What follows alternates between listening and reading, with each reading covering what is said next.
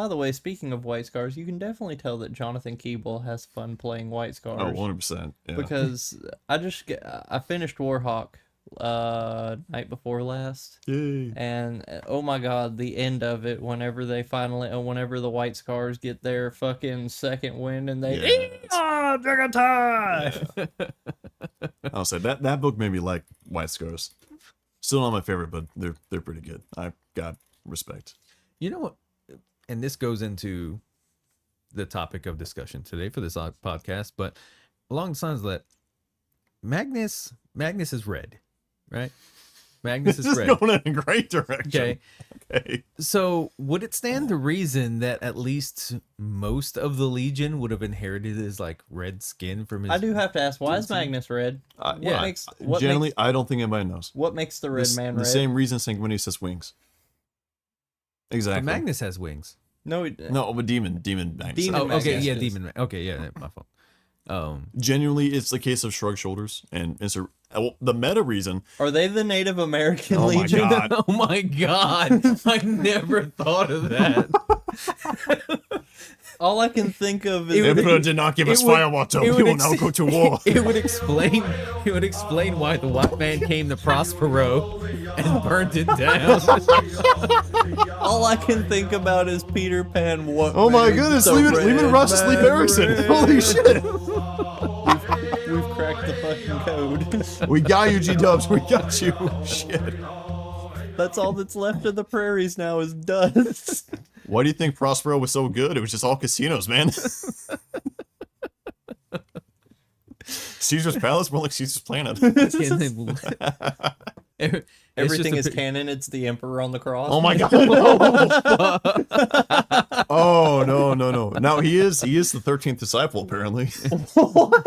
Oh shit! Which, by the way, the quote unquote 13th disciple is obviously the 12th was Judas. Judas betrayed Jesus. Everything else, but after it actually in the Bible it talks about them, the disciples, like quote, basically voting on who to take Judas's place, and then this new guy comes in. I don't remember the name.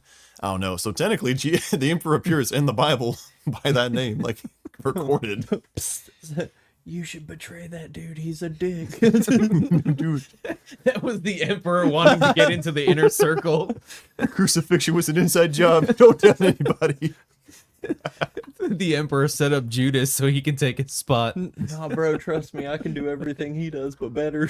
I like how we know like Elenius Pius is like canonically a Catholic. And he knows the Emperor. So do you think he ever came along and was like, he came on, like Pius came along, he had like a crucifix necklace he always has, and then the Emperor's like, hey, I was there, you know. The dude was a little bit of a dick. He looks at the Emperor and was like, you know what you did to Jews was kind of fucked up, right? Just want you to know this. But yeah, so final thing I'll leave us off on is the fucking annoyance about 40k being called satire, since we're already on the topic of this shit. Because the entire thing is that you can't quote unquote make the setting satirize something, but also make it openly super accepting of your own ideology. Like at fucking all that's not compatible. I think it's what is it supposed to be a satire of? Fascism. According to some people. Yeah, and those people are the ones who've It's never actually satirical. Well, it's experienced. fascism, Corn. But those are the people who've never actually experienced any kind of. No, I haven't. Well, it's the same people who fucking call anything they don't like fascism. Yeah, So, that's what I'm saying they've never faced any kind of adversity or challenges in their freaking life. But reminder, it's all fascism. You should learn that is bad, and also it's the worst thing imaginable, which is why it's such satire and a lesson. But also, this entire like horrible thing is super accepting of neo-pronouns and transgenderism, and they're really good for that. Just because You're Warhammer's grimdark doesn't mean that it's not for everybody. Shut the fuck Yeah, up. Speaking of there should queers, be more about love instead of war. In the grim darkness of the far future, there is only Did war. I tell you about So, the Nurgle puppies? No. I don't know. It's Yeah. amazing how the whole message gets lost whenever you don't include the nuance to it. Yeah. Oh, People Weshammer. just don't understand that, like, the galaxy is at war. At that point, you're doing everything you can to fucking survive and not be destroyed. Like, What was the meme where it's like somebody who's just like super happy and content and it's like, oh, trains. And there's like somebody else off to the side of like super angry. It's like, I want to fucking kill you. And the other person's like, I just like trains. That's how it feels to be a fucking 40k fan of the modern day. It's like, Yeah. ooh, cool space soldier. fucking improve your media literacy. It's like, no, fuck you. I want to have fun. Kill yourself. Yeah. You are now listening to Heresy FM. G'day, Serpent's Lodge community. My name is Cleve Squirmin, conservationist, xenozoologist, and more importantly, and the most important, animal lover. I've been requisitioned by the Imperium of Man to locate, study, and catalog different animals of the galaxy under good old Primarch Gilliman's new Xenos workforce permission. Along with my trusty companion and my beautiful pet Petunia. Say hi, Petunia. She says hi. I'll travel the galaxy far and wide and searching for these fantastic and fascinating creatures and collecting them for my very own Xenozoology Conservation Center, funded by the Administratum themselves. It's gonna be a beautiful time. I can't wait to see you ladies and gits on mine and Petunia's adventure. Have a wonderful day. This ain't your commissar station.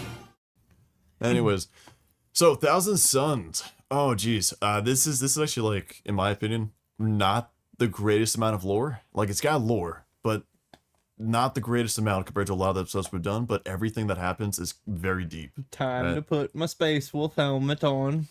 To kind of counteract your space wolfiness, I'm gonna have to put on like a little T-Suns atmosphere thing. I'm gonna dance like an Egyptian over here. Hey, if he's gonna go Space Wolves for this one, you got to make his orc avatar with the ears Oh again. God, I've no promises. I'll do my best. It really depends because Why do you hate me? Here's the deal. I have all these ideas on what to do in editing, and then I'll do like half them, and then the other half, I'm like, I'm too tired for this. We're good now. Fucking ship it. Yeah. Fuck it, we need an episode out. Yeah. It'll be like 2 weeks later. I'm like, oh yeah, we probably need to upload. Fuck. We probably need some. Oh, T-Suns. Yeah. Okay. You know, I kind of like the T-Suns. Don't get me wrong. Yes, Magnus did everything wrong. He did, and the the road to hell is paved with good intentions, but there's the road to hell is definitely paved with intentions. yeah, and Some of them were good. well, and that's the thing about Magnus is that he really did try. Like he really tried to do like the right thing, but he's but he was such an arrogant fuck up though. Yeah, but he was a try too hard. He was like the definition of a try hard. He was definitely a tryhard. Like he definitely wanted to do good, but he tried too hard at it and ended up fucking so many things up. In the beginning, there was a little red 40 boy, and he was in a little gestation pod. And he got fucking shit out of the fucking universe and onto Prospero. Okay. Oh well, yeah. Well, I was gonna start out. I do have some basic. Never mind. like- Go ahead. Yeah, so I mean, they started out as exactly 1,000 Astartes strong. There were exactly 1,000 suns, I think, is what I read. Oh, that makes sense. Holy shit! 1,000 suns. They weren't really particularly distinct until like 5 years into the Great Crusade, and that's when people started noticing that they had abilities. You're a wizard, Harry. A what? No, a wizard, and a darn fine one at that. Yeah, so they find out everybody's psychers. This went on for a little bit. There were some people kind of distasteful into it, but the big thing wasn't necessarily the fact that they were psychers. It was the fact that followed by all this psychic activity and everything was a wave of horrific, unwilling, degenerative mutations known as the flesh change. Those afflicted were kept in stasis for. They would basically put them in a stasis pod and just be like, "Oh, you'll be fine one day, hopefully, but this will stop it." So they start showing flesh mutations. They get shoved in like the Disney ball with Walt Disney. Nap time. Yeah. Some Primarchs were absolutely distasteful towards Psychers. Mortarion, Rogaldorn, and Corvus Corax in particular. more and more of the Thousand Sons Did were you say going Russ through. on that list? Huh? Do you say Russ? No. We're adding Russ. Well, Oh, it yeah. didn't have Russ on the first list. Okay, fair enough. It had those three as like the firmly vocal. Russ was probably like, yeah, I've got my rune priest. At least during like the beginning. Okay, fair enough on that. Yeah. But because if you'll notice, like in the beginning of it, he was kind of iffy about it. Like he kind of kept his distance to Magnus, That is but at true, the same yeah. time, it wasn't until what was it, Shrike or whatever, where he was like, "What the fuck."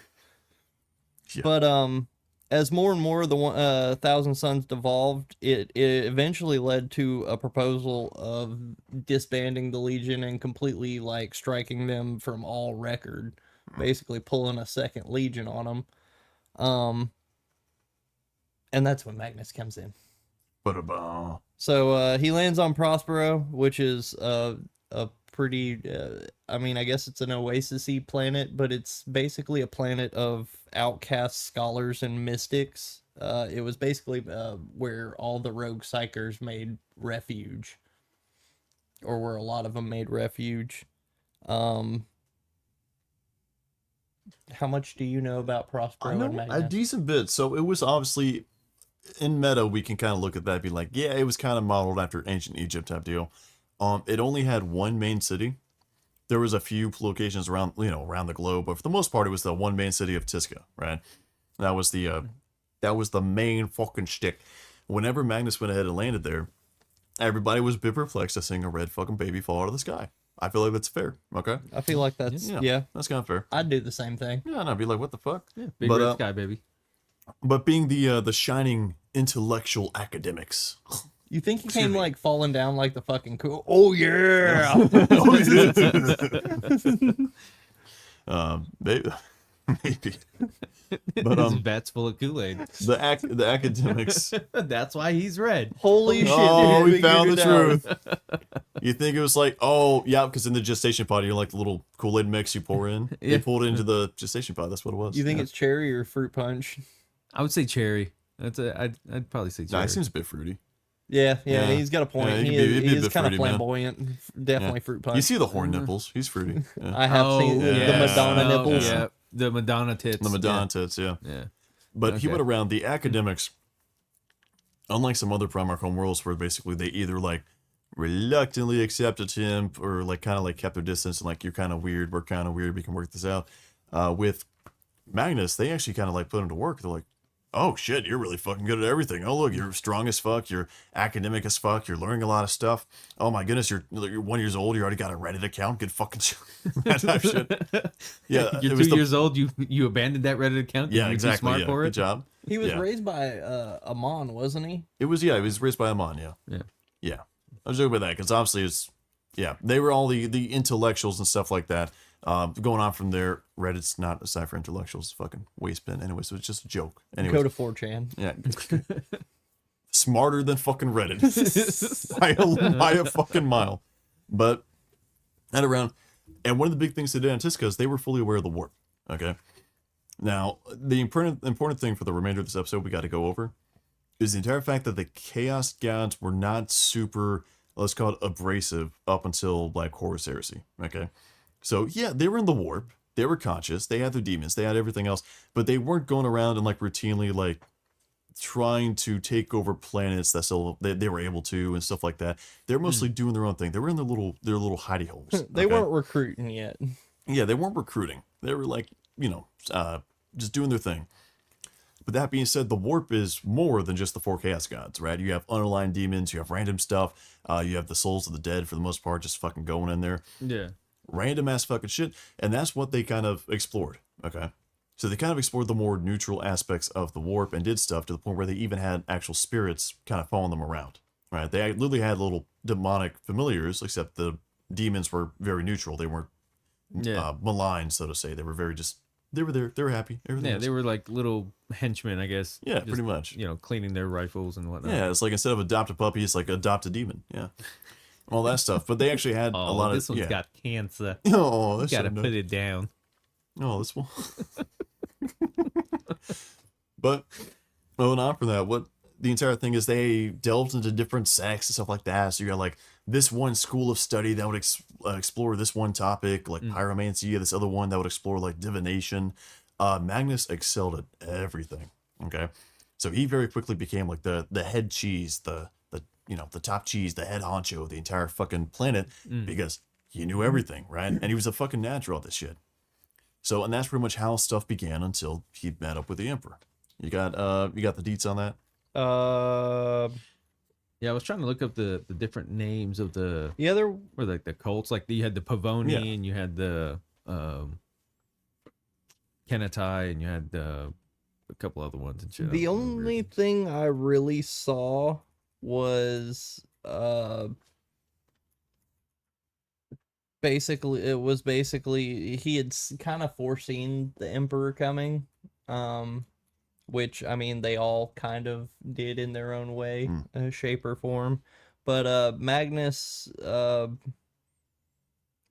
finally found some. The only thing I really saw was that Magnus was actually impressed with the Emperor because he finally found a being with more psychic potential than he had, and that was really his biggest thing. At that point, he was pretty much introduced to the Legion. He quote unquote saw the problem. Keck. And Oh look, Jerry's got 4 arms. What the fuck's up with that?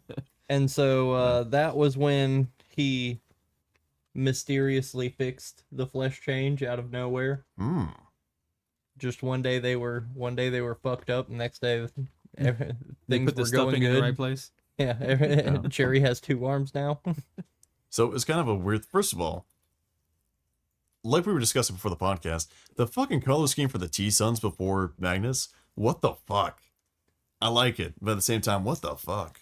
Yeah, That's that's just- a completely different. Like they go from like Crusader look, like a Crusader look to To kind of like, yeah. the. Yeah. I don't like the red armor. Yeah, I don't like the red armor either. Yeah. Well, I mean, I have a affinity for the color red, but Yeah. Great Crusade T-Suns look like post heresy world eaters. They look and like I'm not sure what the Fucking hell that was Nova about. Marines. That's a good point, actually. Yeah. Yeah. But one of the big things before this is that obviously Magnus had existing knowledge of the warp, right? In the galaxy as a whole, people knew like, hey, if the Geller field on a interstellar ship drops down when you're in the warp, ooh, bad consequences, right? Everything else. That was still happening, but people just feel like, oh, well, that's a natural reaction, right? Same wheel is like, oh, well, if I pour gasoline in my house and light on fire, well, bad shit happens, right? You don't have to know the exact science about what's going on, you know, it's bad. Right. Same deal with the warp. People were like, oh, it's just now it is with the warp. Yeah, and it'd be like that, you know?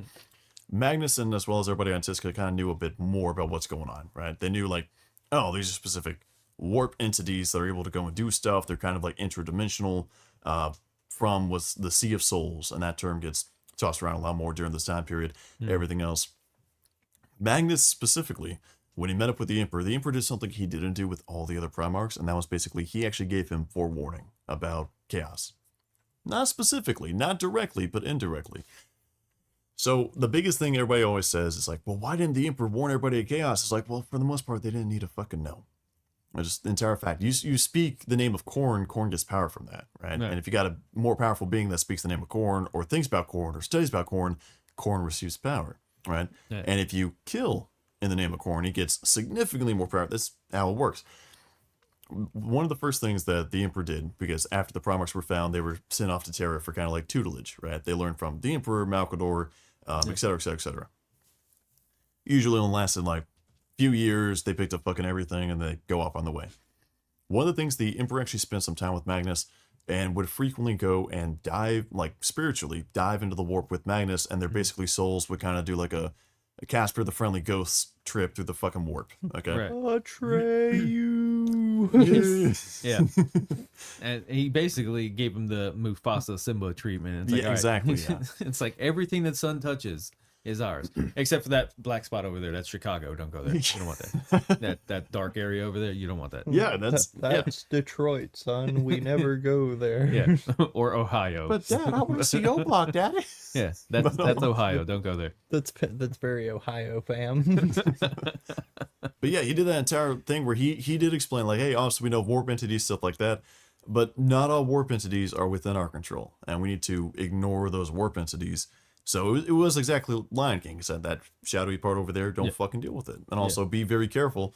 You think you know everything, and you know a lot, but you don't know everything. And don't fucking do that shit. Okay? And Magnus, for the most part, understood. But then the flesh change happened, and that's whenever he came into association with one warp entity. Now, the biggest context that Tzeentch is a schemer, right?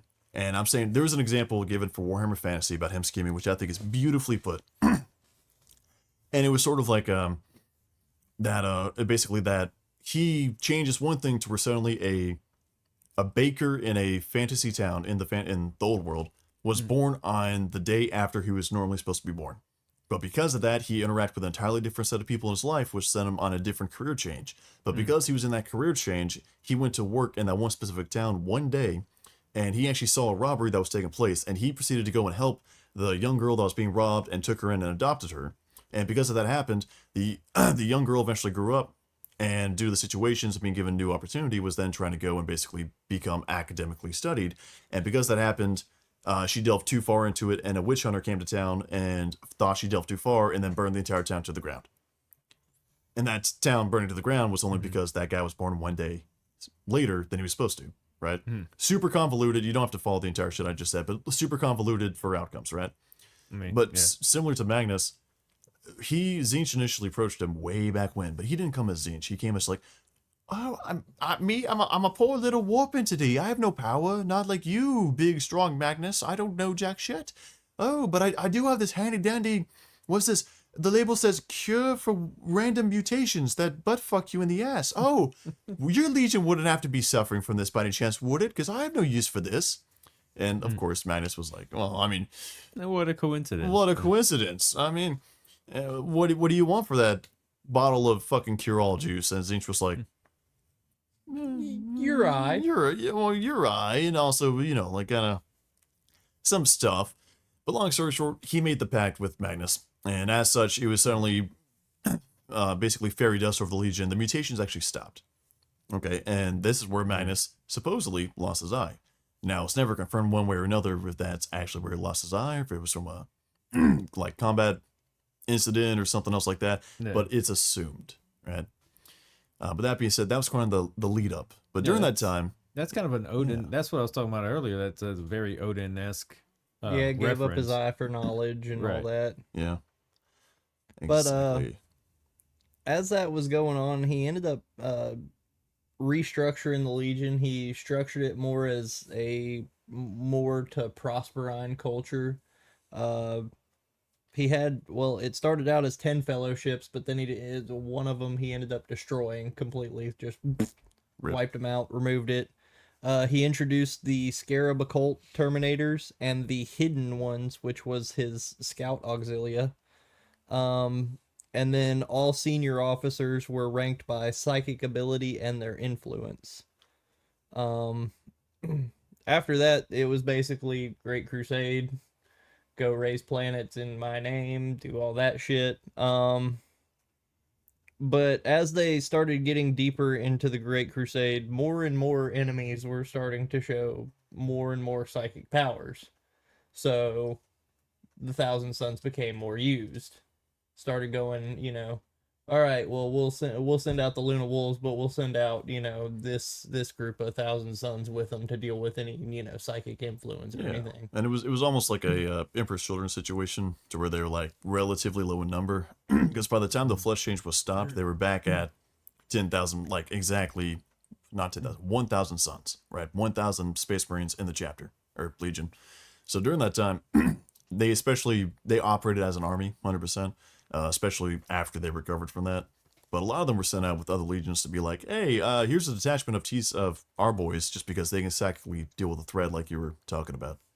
Yeah, and everything was pretty much going good until the planet of Shrike, where Mortarion and Russ were with Magnus. It was Death Guard. It was the Death Guard, the Space Wolves, and the T-Sons working together on Shrike. And lo and behold, turns out the flesh change came back. and Mortarion and Russ witnessed it firsthand. Somehow Palpatine returned. Oh no. Somehow Palpatine returned. Somehow Palpatine returned. Yes. And that's where Russ fucking that's shot that dude, isn't he? That's the point where Russ fucking put the dude down. Russ put the dude down, and Magnus freaked the fuck out on him. Yeah. Well, even then too, fucking all the Space Wolves in there were already kind of freaked the fuck out by the shit that the T-Sons can do. What was it? I think it was the one member of the Pavoni like used the dude's blood and like burned him alive with his own fucking blood or some shit. Like yeah, and they were because that was when the fucking rune priests were like, yeah, they're delving deeper than we do. But so eventually, we just talked about it. It leads to the Council of Nikaea. We all know. Ooh. Okay, so a little bit of preface before that, but we 100% going to get into that. Magnus started to go on ahead and do little side quests during the Great Crusade. And this pissed Russ the fuck off, okay? So like we were saying, the flesh change returned, but on top of that, Magnus was still trying to increase basically his own personal knowledge, stuff like that, and also was like, hey, I'm not sure how long this basically cure is going to hold off, so I got to increase my own power to kind of stop this from ever happening again. Right. So suddenly, specifically for us, said, hey, I need you at this planet. You're supposed to be fucking here providing backup because we fucking need you. And then Magnus is saying, I can't be there. I gotta do my own shit. And they fucking go off track. This pissed a lot of fucking people off. Okay. This made Magnus not very popular with a lot of other people, specifically Russ. And that's kind of like where the animosity began, is because Magnus would fuck off and not do, I guess we say, the duty he was told to do. Right. Yeah. So if Russ is like the loyal dog, Magnus is like the airheaded academic who has to like study every random tome he fucking finds and fucking do detours. And I think that's called autism nowadays. Yeah, probably autism. Yeah. Probably. But so the Council of Nikaea happens. We all know how that goes down. Fucking, is there anything? What's the verdict? It's guilty. Oh no! Yeah. That red man's guilty. Oh no! Fuck Othir Weirdmake, too. Yeah, for real. By the way. Well, first of all, fuck the Thousand Sons, because they started it because they sent a fucking. You shouldn't have sent a puppet into the fucking Legion. Especially when we knew it was a puppet, and so we were just we'll just we know the puppet's here, so we'll just show them that we had we'll show the puppet that we like to have a good time. We won't show him anything specific. Well, even then, fucking didn't they rip out his they ripped out his freaking eye, didn't they? Yeah, it was it was like a fucking recorded shit. Yeah, it was basically basically he had put like a spell. They had done like something with the dude's eye, and they fucking like ripped the dude's eye out, and was like, haha. Yeah, and that was the skull for the Space Wolves, right? Yeah, where he's sitting there and he's like, I know you can hear me, he's talking like specifically to the dude, and he's like, can you hear me, Magnus? I know you can. He was like, you thought you were smart, didn't you? You little bitch. Turns out I'm not as dumb as everybody thinks I am. But so we all know the shtick with that. Magnus ends up guilty. No more psychers in the Legion. Psychers are now to be redistributed among the battle lines. No more psychic powers, except in some cases.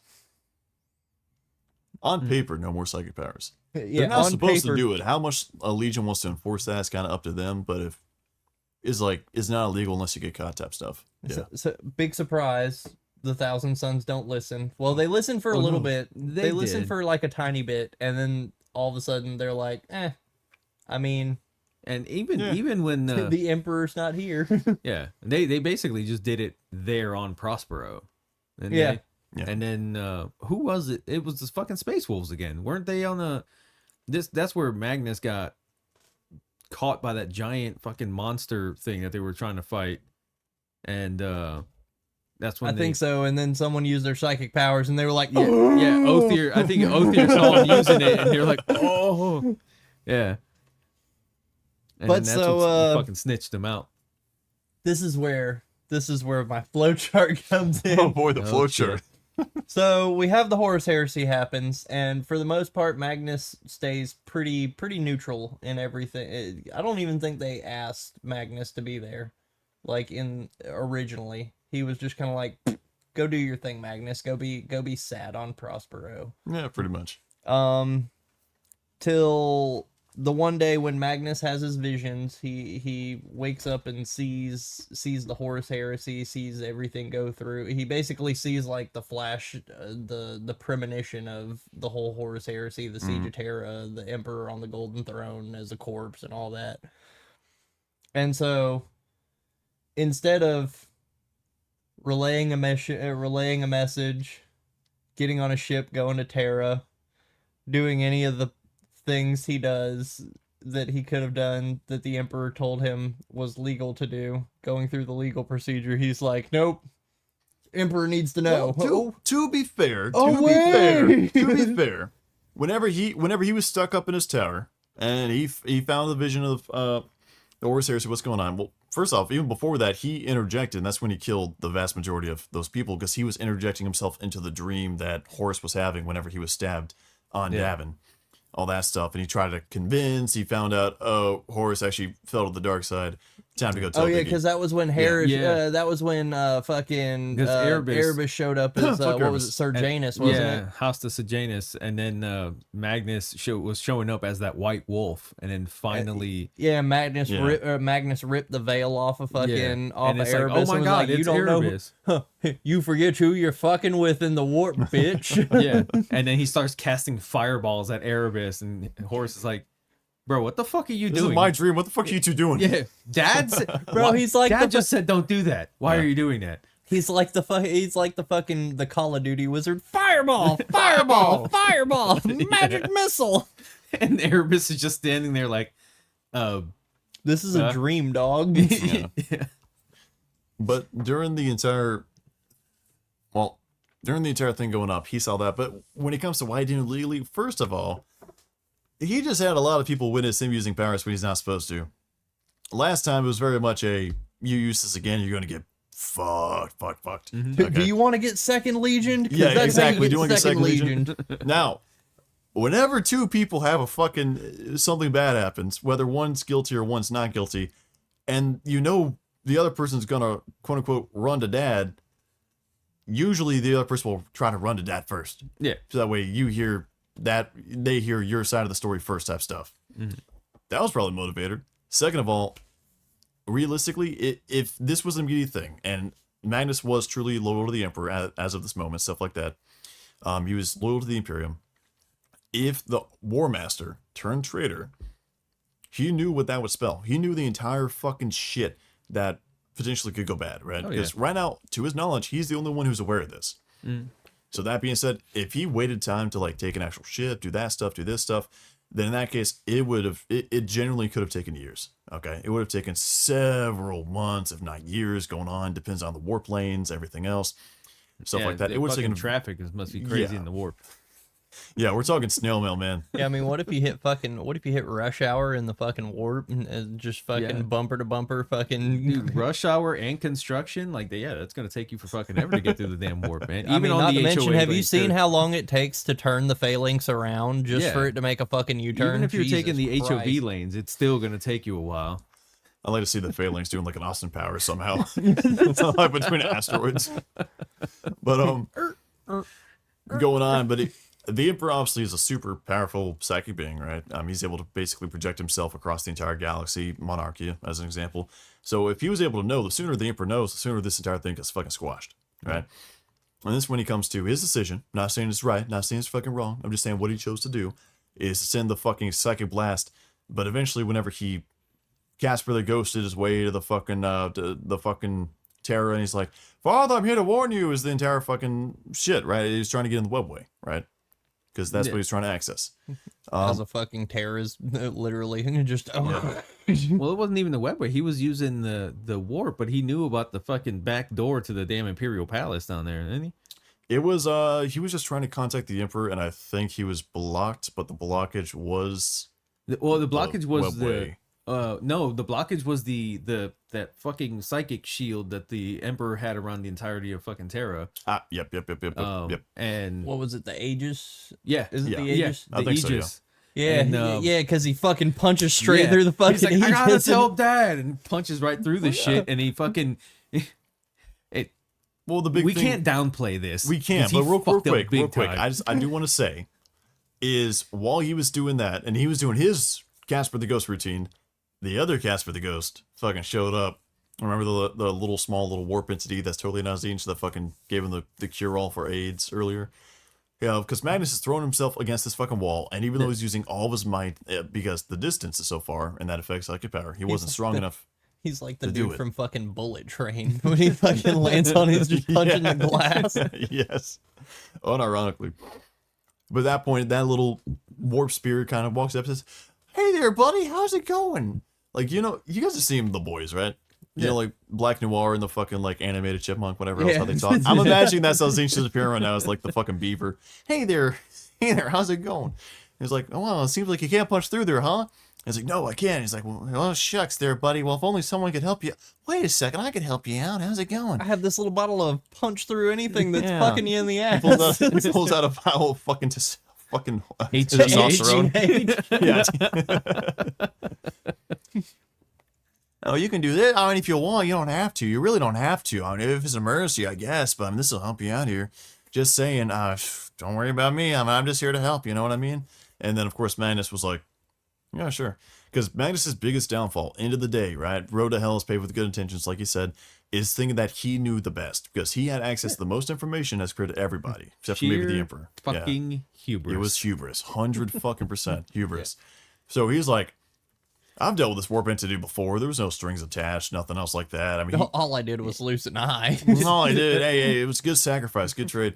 But that being said, I don't want to lose my other eye. So why don't I just? He doesn't even want anything for this. So how good of a deal is this? I'm just a small warp entity, right? I'm just gonna fucking nothing I haven't done a million times before. Yeah. But suddenly GTS does this the best fucking way, man. Where this entire like let's do this, and the next thing you know, he fucking bursts through the doors. Like, Dad, I'm here. And the next thing you know, it's like fucking millions and millions of demons screaming it behind him. Like, let's fucking go. It's like you open the door and your fucking dad starts screaming in you because the fucking flies are getting in. That type of stuff. Close the fucking door. Like shit was going crazy under there because it was that fucking big like wooden door at the bottom of the fucking palace and shit, and apparently everything started going really fucked up. Like shit was exploding, everything was just going off shit, and they're like, oh, I'm here, fucking hey dad, I got a Demons question. just start fucking bursting in. Yeah. Like, Fucking Big E's like, what the fuck did you just fucking do, you dumbass bastard? God damn it, you let the nurglings in. And then outside the city, there's just demons butt fucking random people in the streets. 500 astropaths are dead and 100 more are wounded. It's like fucking anarchy out there. It's Escape from LA and out there and shit. Escape from LA, the fiction or non-fiction story. The Kurt Russell one.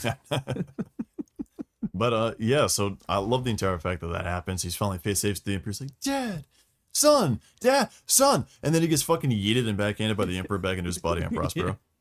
Like, didn't even have time to say what the fuck was going on. Yeah, He said, didn't he "No, get break the fuck out." fucking golden throne too? Oh yeah, he broke everything. Yeah, fucking just smashed everything just fucking It was obliterated. fucked. Yeah. That's why I equivalent it to driving the family car through the living room window to tell dad that your brother's being a dick. Yeah. This is why mom doesn't love you. So that ends up he gets punched psychically punched back to fucking Prospero. He lands and that ends up with sad Magnus. Sad Magnus. That's all I have right here is sad It Magnus. seems to be a reoccurring theme. Magnus falls into an absolute fucking depression because he realizes I fucked up and now dad's gonna fuck me up. And he knows that there's only one person that dad sends to fuck people up. And it's the one person he fucking hates. And it's the one person that he doesn't want to come fuck him up. During that time, and then he's obviously got cases of the depression, stuff like that. And although a little bit of time passes, Would you say that he's upsetty spaghetti? he's pretty upsetty spaghetti. I'm not gonna lie Everything to is you. not skibbity toilet right now. He's over there fucking looking at the Doomer music on the fucking playlist. That's what he's doing right there. He's been blackpilled. He's hiring Gerard Butler for a personal performance. Yeah. So the Emperor calls up his good old son Russ because he knows that Russ is just raring to go on this, and tells Russ, all right, so here's what you're gonna do. You're gonna go to Prospero. You're gonna pick up Magnus. You're gonna imprison him. You're gonna bring him back here, and we're gonna deal with him. Horace catches up with Russ and is like, hey, because nobody still knows that fucking Horace is turned except for Magnus right now. Horace goes, hey, I just got word from Dad. Dad doesn't want you to capture him anymore. He wants you to fucking remember what you did to the Second Legion and do that. He wants you to destroy the Thousand Suns, and he wants you to fucking burn Prospero to the ground. Russ goes, okay. You're my brother. I have no reason to not trust you. That seems Okie that seems like a perfectly reasonable thing that Dad would want. Yeah. Exactly. I like to imagine like his fucking Russ like strolling up to meet fucking Horace, and he's got like a little like club cop baton over his shoulder, everything else, and then suddenly Horace like no, kill, not capture, and then Russ just like smiles, drops the baton, picks up a dual-handed axe, and like, okay. And it's like Horace like, wait, how long have you fucking had that? He's like, oh, I've been waiting for this. Let's fucking That's go. my problem, Cap. I'm always ready to fuck up Magnus. So then the burning of Prospero. The burning of Prospero happens, and next thing you know, fucking Thousand Suns see a bunch of Space Wolf ships up in orbit, and they're like, oh shit. Like, hey, what the fuck's happening? The greatest conversation about that happens because while he's being Professor Espresso in the tower, while it's happening, coming in, they're getting the initial fleet signs of like, oh, there's a whole bunch of ships that are about to come out of warp space, and that's whenever Tzeentch himself, and Tzeentch is like the only god that makes like the most personal appearances in the fucking like all of Warhammer. Like this motherfucker, like other guys, like, oh, Nurgle's some big fat guy, and suddenly you have the Herald who tells you what Nurgle wants to do. And meanwhile, Tzeentch is like Tzeentch himself, like actual Tzeentch is fucking appearing as like a little spirit, like in the book. And so like, yeah, hey, I'm literally Tzeentch, I'm the god. Anyways, let me talk to you real quick. It's like it's fucking wild to me. Like you got a full ass fucking god just in the books when GW plays so coy with any other god fucking talking and doing shit. Yeah. Well, I guess it's the old adage of if you want something done right, might as well do it Gotta yourself. do it yourself. That's true. Yeah. Garrus Faye Weaver moment, but Yeah. hold on. And then he actually tells him, he actually offers Magnus because he's still trying to, right? He had the plan, right? And so far it's done good. Step 1, take the fucking eye, cure, quote unquote, the flesh change. Step 2, fuck up the webway, do all that shit. And now it's time to reap the rewards, right? And he's saying, hey, let you know, I've heard, man, well, he's going to come to kill you, man. This is bad stuff. He's going to fucking fuck your shit up. But I can stop that. You say the fucking word. You say the fucking word. All you have to do, all of Lehman Russ's ships will be destroyed. Every single goddamn one. Yeah, all you have to do is is say the the word. warp, and I will take care of it. Your city, you don't have to die. None of your people have to die. You can protect everything right here, right now. As long as you say the words, they will be dead instantly. No ifs, ands, or buts. And he still said no. Which is, first of all, he knows he fucked up, but that's still a quality of character. That is very quality. Yeah. And that's one of the things I like about Magnus is that he knows he fucked up and he's ready to face the consequences of it because it was that bad. And he didn't try to, pawn it off on someone else like, oh, it wasn't my fault. Like he actually took ownership. It's like, I fucked up. I fucked up big time. I deserve this. And this is a second important thing to note is like, well, why didn't it would have worked out better if Tzeentch just did that himself? Why didn't he do that? Two-part reason real quick to address this briefly. First off, the gods are kind of slaves to their own characters, right? So, for example, the god of manipulative fucking 12-step fuck-up programs is going to have to go through a manipulative 12-step fucking program to do anything he pretty much wants to fucking do. The Lord of Skulls and Blood and all that stuff is not going to ever develop a super intricate plan or anything else like that. Right? He's never going to be Tzeentch. He's a slave to who he is. Right. Second thing, it's interesting that he still had to get fucking Magnus's permission to do this. Because the warp, although it's very powerful and it has almost limited stuff, it has to basically get the final okay from somebody in the Materium, for the most part, to operate in the Materium, right?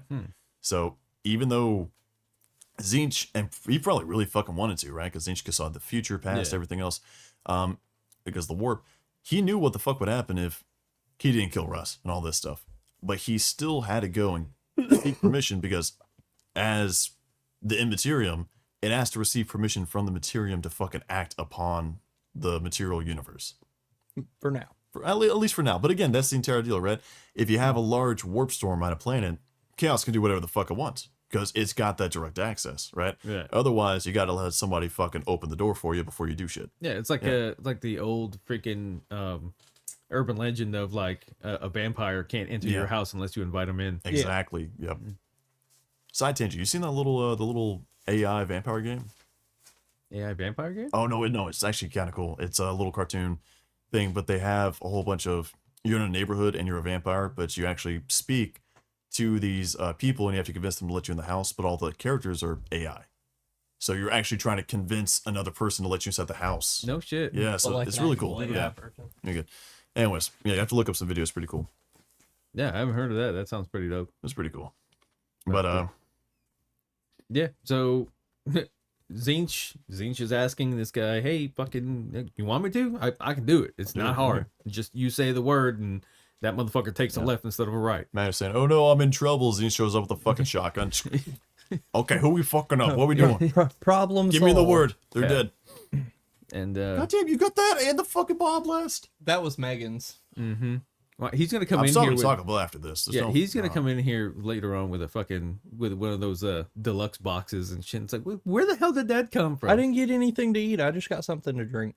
Megan got the food. And you didn't bring enough to share. Oh, my goodness. Blame the you show up late and don't even bring enough. for blame the everyone. Nocturnian. You are so clearly not a Costco guy, man. Let me just get this bottle of pledge out of your way. It wasn't in my way.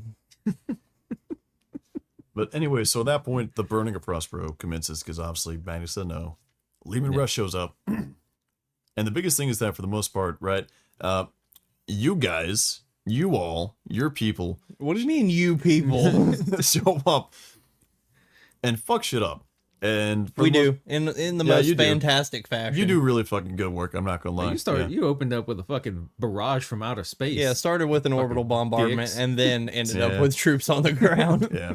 But during that time, at that point, stuff keeps going on. Magnus is still locked up because he's fully convinced, saying, "Let him roll in. We fucking deserve this shit, right?" I mean, he's owning up to the punishment. I Props to him. I will say they do turn it around. Like towards the end there, the Thousand Suns do turn it around because the what is it? Space Wolves show up with the custodians. yeah, they and, show up with Yeah, Sisters of custodians and the Silence. Sisterhood of Silence, yeah. and they start realizing, I still have a bolter.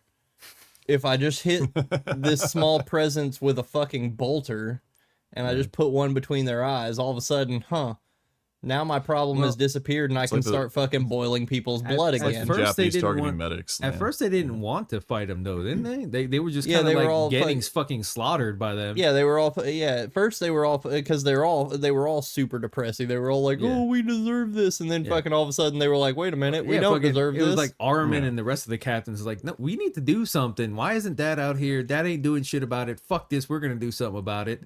And that's when they started fighting. And then one of the captains was like, hey, anytime I'm around this chick over here, I can't use any kind of powers. What if I blew her fucking head off? Yeah. Boom. Oh shit! Hey, look, flamethrower. Hey, problem. Oh means shit! solution. It turns out that 75 caliber fucking still works on So you're them. telling me the problem to the solution to all their problems was just killing women. Yep. Basically, What yeah. is GW trying to tell us? Yeah. Beating women solves Beating all your women. problems as a Thousand Suns. GW, we understand your message now. But so eventually Lehman Russ fucking makes boots. Well, Lehman Russ makes boots on the ground pretty fucking quick, Yeah, and wasn't he just one of the first ones on the ground? yeah he just starts making his way to fucking the tower. Yeah. He just beelines it. Oh, one thing when we the most satisfying part of that entire fucking book Yes, I know. When- Yeah. when Ahriman fucking enters the warp through fucking weird Othir weird make fucking and like doesn't he like basically just make him catatonic? He like fucking It was some. I gotta be honest. I forget specifically what it did, but I do remember it was super fucked up. yeah he Like it pretty much cast like weird make into fucking hell or some shit. yeah he like took Yeah. his fucking like soul and like cast it into the nether realm and shit. And Othir is walking as Othir is walking, he just dies. Yeah, Like, he just fucking- falls down and you're like, what the fuck just happened? It like scared him to death or some shit. Dude, it's like some of the stuff where you read that you kind of shiver because you're like, I don't. I don't know. Yeah. I don't know. That's still not as fuck you as fucking when Magnus was it? I'm pretty sure it was Magnus when Magnus is fighting fucking Bjorn and he keeps calling him Bear Yes. and he's like, I know you, Bear. I know you, Bear. I Yeah. can control you because I know your name. And he's like, that's not my fucking name. Yeah, this this is what people called him. So, a couple important things to note real quick. Ahriman led the defense in lieu of Magnus. He was kind of the guy who rallied all the troops, everything else. Kind of said, guys, we don't have to let them kill us. We can fight back. It's okay. But the second thing is, whenever a lot of the fighting happened, like the Great Library of Tiska, everything else, there was one entity that did pop up, which was very fascinating. And it was, I forget the name of it. I'm not going to lie. But you remember it was like basically all 4 Chaos Gods in one that fucking showed up? I don't remember that. Shit, no. Okay. Jamie, look it up. I'm looking it up. I lapped it 1 second. Yeah, I don't remember that. Was that I mean, obviously that was with Magnus still up in the tower being It was all- Malice. Malice showed up. Malice. The 5th Chaos God. The Great Horn Rat showed up. Oh no. Kill the man things. Yes, yes. Where the fuck is it? Where the fuck is it? What the fuck is it? Oh. Yeah, I'm trying to think of who it was. I can't remember. I can't remember that part of the story. Stepbro doesn't even know. He watched the synopsis on it. He Shut skipped the. I did every- not. No. Don't you dare. No, there was actually no. This one thing. It was a really important thing. It was we, really fucking. we call cool. him Skip Bro now. Yes. Yeah. Skip, bro. Skip Bro. By the way, I do want to point out that a lot of Space Wolves died. Like an exceptional amount of Space Wolves died just because they were not wearing their fucking helmets. You don't need I it. just want to say that. Anyways, Don't need it. Magnus is in the tower and he's like, no, I'm gonna let this happen, blah blah blah, this that. And at some point he's like, you know what? No, fuck this. I'm not gonna let my fucking sons die just because I fucked up. So no, I'm gonna go out and I'm gonna help them. As Lehman Russ fucking boots in the door. Too late, bitch. I'm already here. And didn't Magnus do some kind of like weird trickery where he made himself seem like he was like fucking 15 feet taller than what he was or some shit? No, fuck you, Was that Magnus. so I'll much? still pick you up. Yeah. But well, he could through the warp, Magnus could change his actual size, so he became like Yeah. almost an actual giant for the most part. yeah. And Russ was still like, I don't All right. give a fuck. stupid ass bitch, I ain't fucking with you. Bring it on. The bigger they are, the harder they fall. Uh, But so yeah, that leads into an actually pretty dope fight between Lehman Russ and Magnus, but it eventually ends in Lehman Russ breaking Magnus's back over his knee like fucking Bane. Yep. And it's at this point that he handed Ahriman that chest, that locked chest. He's like, you're the only one who's gonna know how to open it. You'll know when to open it. And they like run into that. It was like a like a pyramid gate or some shit. Yeah, it was like a warp, but like a warp portal basically. And at the moment that Magnus got baned, he like disintegrated into a bunch of other pieces and shit, and all the scarabs on the chest plate of all the Thousand Sons started glowing, and Ahriman's like, oh, this is it. I think this is it. And he like unlocks the chest, and inside is the book of Magnus. And he's like, well, why the fuck did he give me this? I don't know. I'm not worthy of this. And it's like, he gave it to you for a reason. You probably are. And that's when the gate closes, and freaking they're on some fucking planet or something. aren't Yeah, they? they go to like what's called the planet. That's when they go to the planet of the sorcerers, or they start out. They first discover the planet of the sorcerers. Yeah, that's what Sortiaris or something. Like that? Sortarius, or yeah, something Sortarius, like However that. you want to say it. Yeah. Did you find your? No. Yeah. It is a thing, but also I did find something else that was very, very interesting was the entire fact that I totally forgot about. Do you remember how Bjorn lost his hand? There was a demon pretending to be a space marine that cut off Bjorn's hand. Yes. Also, halfway. there was another agent at the council in Nikaea that was not just the skull. You talking about Amon? Because Amon No, it wasn't was there. Amon. It was a shapeshifter. Yeah, Presumably it was yeah. it was in the shape of Amon. And then it tried to take the then it took the shape of one of the custodies, if I'm not mistaken, and they were trying to they were talking to Ahriman, if I'm not mistaken, and then fucking Yeah, the details are not super fucking I forget the specific for actual this, details, but they the find- big thing that somebody because I was just trying to find the reference to that demon. That is the thing, by the way. But that being said, this thing is somebody mentioned, what the fuck's up with that? Because that probably also swayed the fucking vote in terms of sorcery, right? Because you had a fucking technically somebody from Magnus' side basically doing some fucking mischief at the fucking council and everything else. It probably swayed the vote.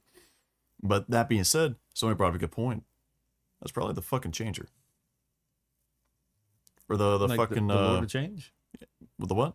Are you talking about the Lord of Change? Not a or- Lord of Change, but what was the name of the shapeshifter? Oh, Yeah, the demon. That one, yeah. The changeling. Changeling. Yeah, that was Yes, it. Yeah. yes, that's what it was. And somebody mentioned, hey, that makes perfect sense because also he was pretty damn close to the Emperor, so it was a goddamn powerful demon, and it was changing shapes constantly, everything else. So odds are the changeling also had a hand in this stuff. So further Zinch fucking shit up. Yeah. More Zinch fuckery. Yeah, more Zinch fuckery. So, at this point, I think we should take a break and shout out a very special person in our Discord. We have an incredibly talented person in our freaking Discord. Fucking, that's putting it very lightly. Yeah. This guy makes fantastic watercolor art. He has an Etsy account, and on there you can get stickers that he makes. You can either get them holographic or you can get them normal matte finish bolters. And not just any bolters, like Legion specific bolters. They're fantastic. I've ordered probably about $40 worth of stickers. He has all the Legions, Loyalist and Traitor. I bought some of the Alpha Legion stickers. I bought some of the World Eater stickers. Well, he doesn't just do bolters. He does. He does also. He does the space. He does the Legion helmets too. He does Legion helmets as well. Yep. Yep. And He does a few different things, but it's all super fucking cool. and they're fantastic. You definitely go check him out. His we'll have the link in the description. However, this guy is freaking fantastic. We have basically entered into a partnership with him. You click the link at the bottom. There's a promo code, the Serpent's Lodge, and it'll give you what was it? Was it like 10% off your purchase? Man, we are terrible at ad reads.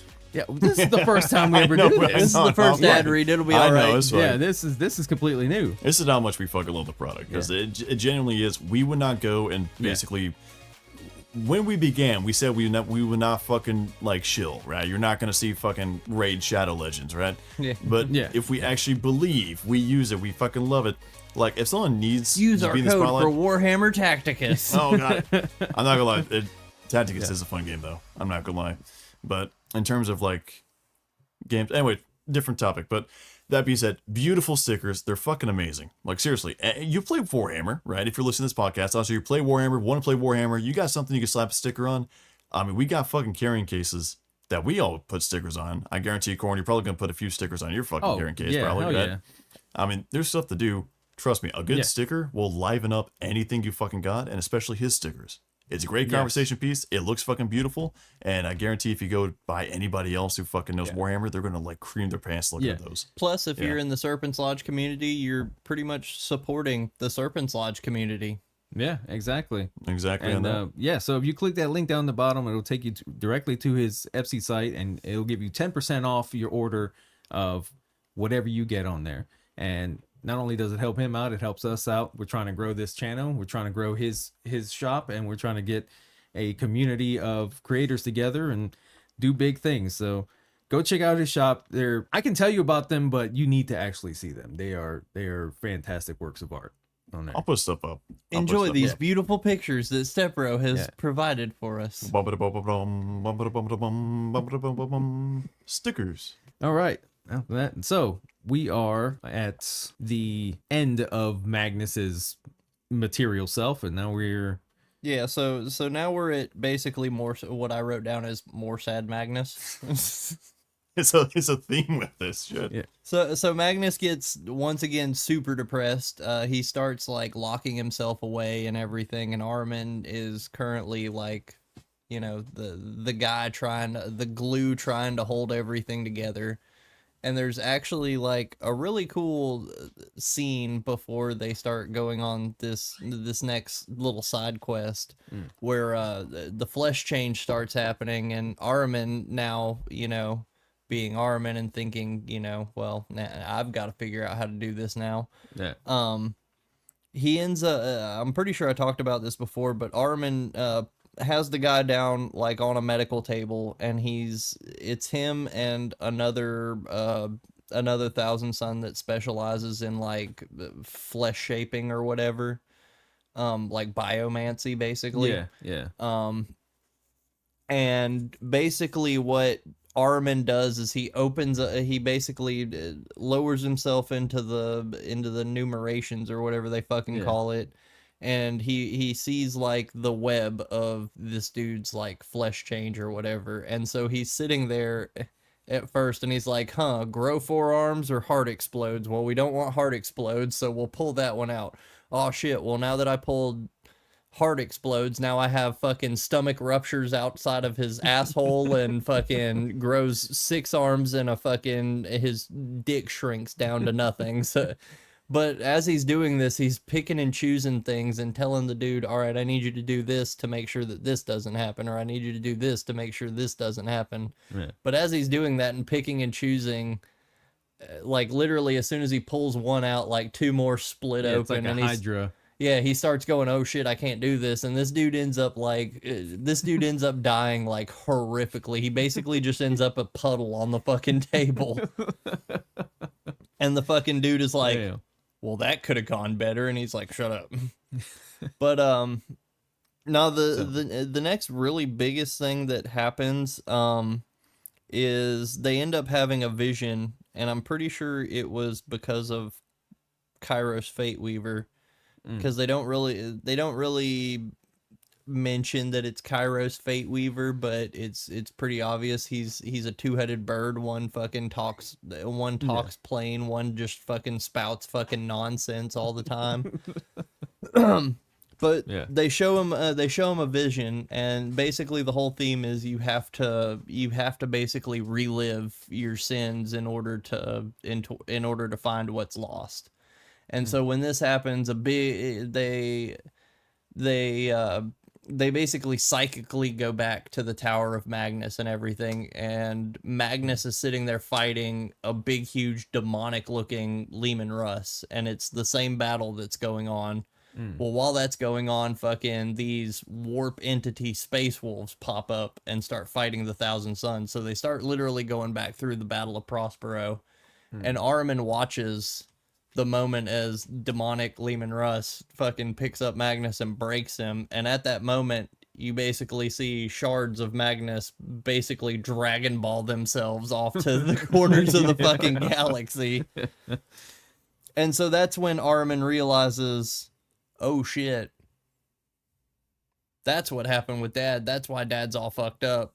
We need to go get Dad back. Great. Now we got to go collect the 7 Magnus balls. Yeah, now we got to go collect. Now we got to grab the 7 Magnus balls and fucking put them together. So with the help of, that was Kairos Fate Weaver, right? That was with him, the 2-headed demon, the demon that was helping out, because they were talking about the one head that talks normal, and then the one head that fucking just was spouting gibberish. Yeah, pretty much. I was that's like a 100% confirmation that Kairos Fate Weaver. I was about to say it was one of those that they didn't say it was Kairos Fate Weaver. If it's a Lord of Change and it's got 2 heads, it's Kairos. Yeah, because he's unique by that. Yeah, like I said, it was one of those they didn't specifically come out, and I don't think they specifically came out and named him, but it was one of those that you were like, that's Kairos Fate Weaver. So they eventually reforge Magnus, and well, they kind of reforge Magnus. Turns out that there's a little Siege of Terra side story, along with there's 2 of them. There's Sons of the Selenar, and then there's Fury of Magnus. Fury of Magnus, and they find out that there is a fragment of Magnus that is trapped the Imperial dungeon. Okay. Because if you read, what is it, Sons of Magnus or whatever, it coming from the point of view of Magnus, but he's in the Imperial dungeon. And he's like, he can't like do anything because he has no like psychic power or whatever. He's He's weak. been locked up by the Emperor, I think, at that Yeah, point. basically locked up by the Emperor and the Malcador. By the Emperor and Malcador. I want to say it's in the Blackstone. It probably is. I mean, that's pretty much where everything is locked up. Is the Blackstone. Yeah. Yeah. Other than that, really, I mean, after they reforge Magnus, Magnus comes back in his demon. He comes back in his demon form after they reforge him, doesn't he? Bird is the word. Bird is the word. Yeah. I got to my recollection. Yeah. I'm not gonna lie, I kind of laughed when I was laughing the whole time while Kairos Fate Weaver was going through his thing, because you have the one head that's like fucking, oh yes, this is what's happening. You can clearly see, and then you have the other head that's like past, present, future, yeah. Kairos is like one of the funniest characters in 40k. I love him for that. Not by who he is, but like what happened. So, for a little side tangent, the gods exist in the future and they exist in the past, but they actually are not like omniscient or like they don't know necessarily what the future is, but they're still in the future at the same time they're in the past. Fuckly, wuckly, wobbly, dobbly, that type of shit. Okay. But technically there's a place in the warp that is like a giant vortex. And in that vortex is technically like the future and all this different knowledge and stuff like that. And nobody fucking knows what it does. It was fucking weird. So what Zinch did is he's like, I want to see what that does. So he plucks up a fucking Lord of Change and chucks the motherfucker like a paper ball into a trash bin into the vortex. And he just like looks into the vortex waiting to see what the fuck happens. And eventually fucking Kairos Feyweaver fucking gets chunked out. And now he's got two heads. And one sees only the future, the other one sees only in the past, and then he's entirely blind to the present. So Yeah, interesting. It just That's pretty dope. funny as fuck. Just fucking pick up your greater demon, fucking chuck him in the vortex for the sheer case of what does this do? I wonder. Yeah, this should be fine. Yeah. One of the there was a funny story that I listened to of it happened during this whole era. It's in the Horus Heresy anthology freaking book you can get on Audible. And it was a story of it was Magnus, or not Magnus, it was Ahriman. This was actually during the burning of Prospero. That's what it was. And there was a squad of space wolves who were chasing another squad of Thousand Sons into, I don't remember if it was the Black Spire. Yeah.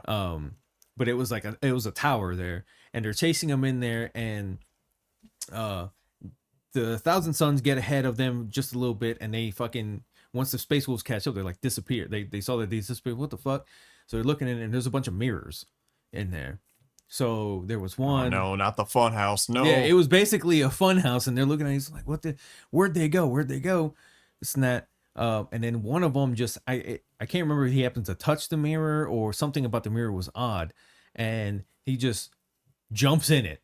He just goes in it I and he remember like that. disappears. I think that was mentioned in one of the Prospero books, I think. It could be. This was like one of those short stories and stuff. And he jumps in. The other guys are, what the hell? Well, fuck it. They start jumping in. God, it's such and a when bad when they jump in, they see the Thousand Sons that they were chasing and stuff. And now it becomes a Benny Hill, like jumping through mirrors type of thing, freaking trying to get to him. And at one point they end up in this like big open, like white space. It's just nothing but white all around. They don't all they see is each other, and they start fighting. All of a sudden time slows down to almost nothing, and everybody's just stopped, right? I'm like, what the hell's going on? And all of them just are frozen where they are. And there's a Thousand Sons psyker, I can't remember his freaking name. He walks out. He's like, what the hell are you all doing here? Like, you're fucking this up. These mirrors are perfectly calibrated, and you guys are just running through them like they nothing. Like, what are you doing? They're like, we're supposed to bring you as prisoners, this and that. And he's like, all right. How about this? All right, I'm gonna release you guys from your frozen state right now, right? And he does. He's like, we will go ahead and go with you. We will be your prisoners and stuff. We won't resist or anything like that. We'll go with you. Just please stop fucking with these mirrors. These are perfectly tuned, and now I have like the work that's gonna have to be done to get them recalibrated is going to be intense. Just stop. We'll go with you, and that's it. I guess the sergeant of the Space Wolf Squad, he's like, nah, shoots the dude in the fucking face. Hell, bro. Yeah, he's like, well, how do we know we're gonna get out of here? He's like, I know how to get us out of here. We just have to go through this portal, and we're done. We can get the fuck out, and that's it. Stop messing with these. And the guy's like, nah, shoots him in the face. They kill everybody else, and they're like, I guess we'll just figure out where to go from here. And all the Space Wolves is just lost in this fucking dimension, I guess. And I'm like, that is the most Space Wolf fucking thing they could have ever done. It's like That is, and I hate it.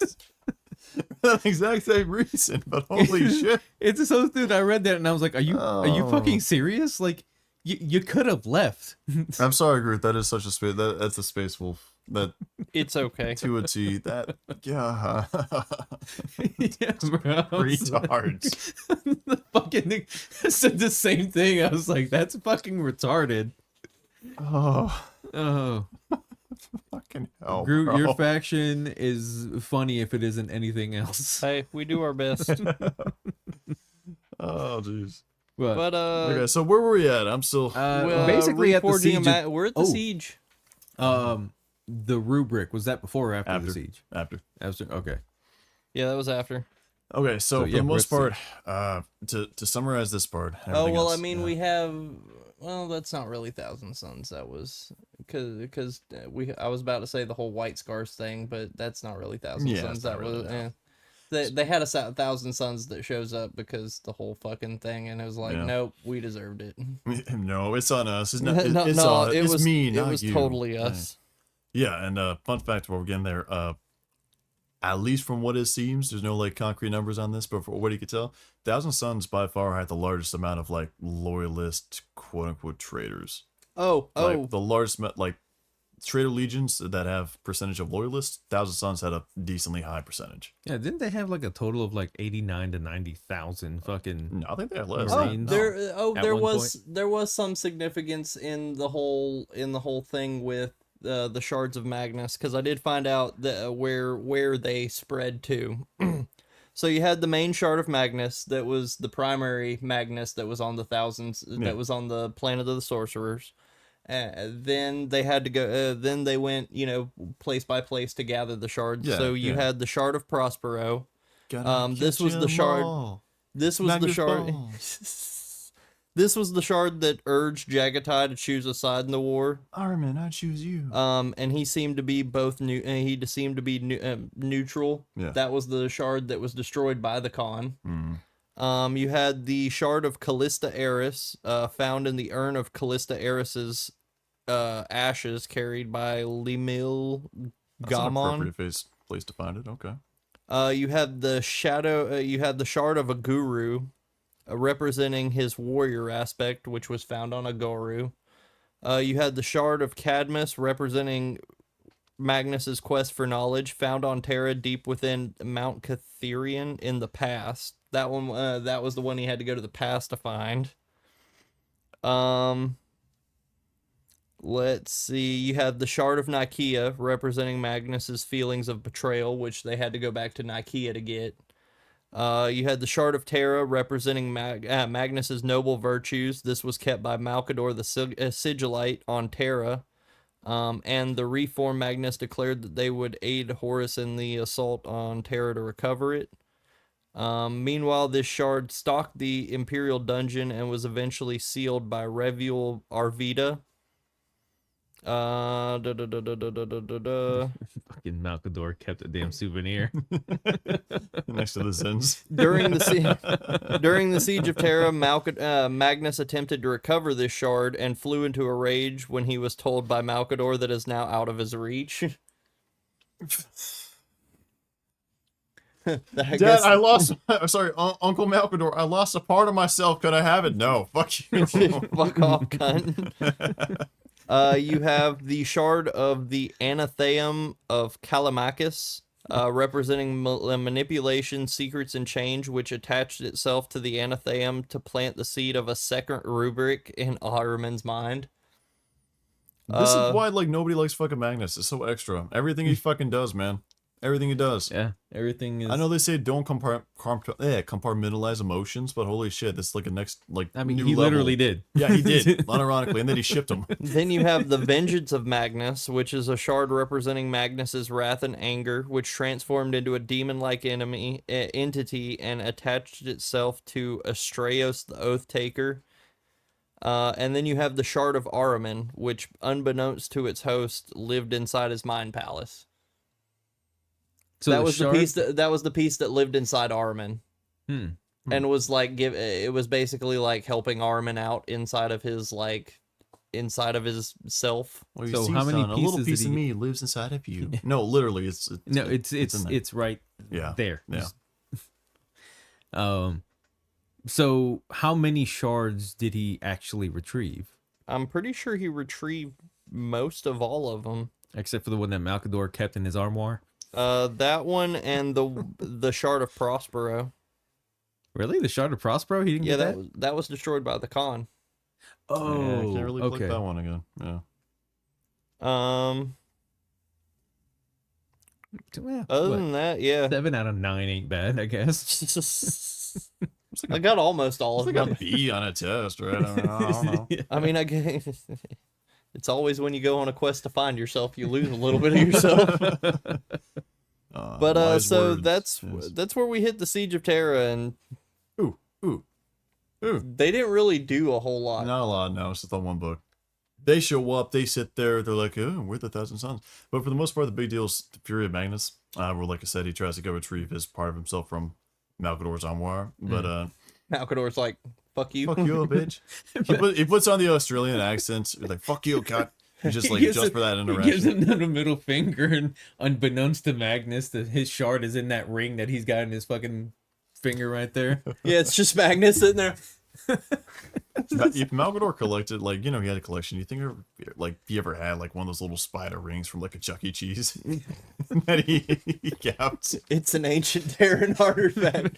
The reality is it was too small and he can't get it off his finger. His like, plastic still's not breaking down. You think he has all 5 of the limited edition go fucking Voltron rings? If you put all What do 5 you of think's on his them, left hand? He's got 5 fingers. if you put them all together, it forms the Great Lion. 5 rings to prove them more, Magnus. But the main thing Magnus did during this time. You think Malcador has the limited edition 1 ring card that he took from Post Malone? Malcador is Post Malone.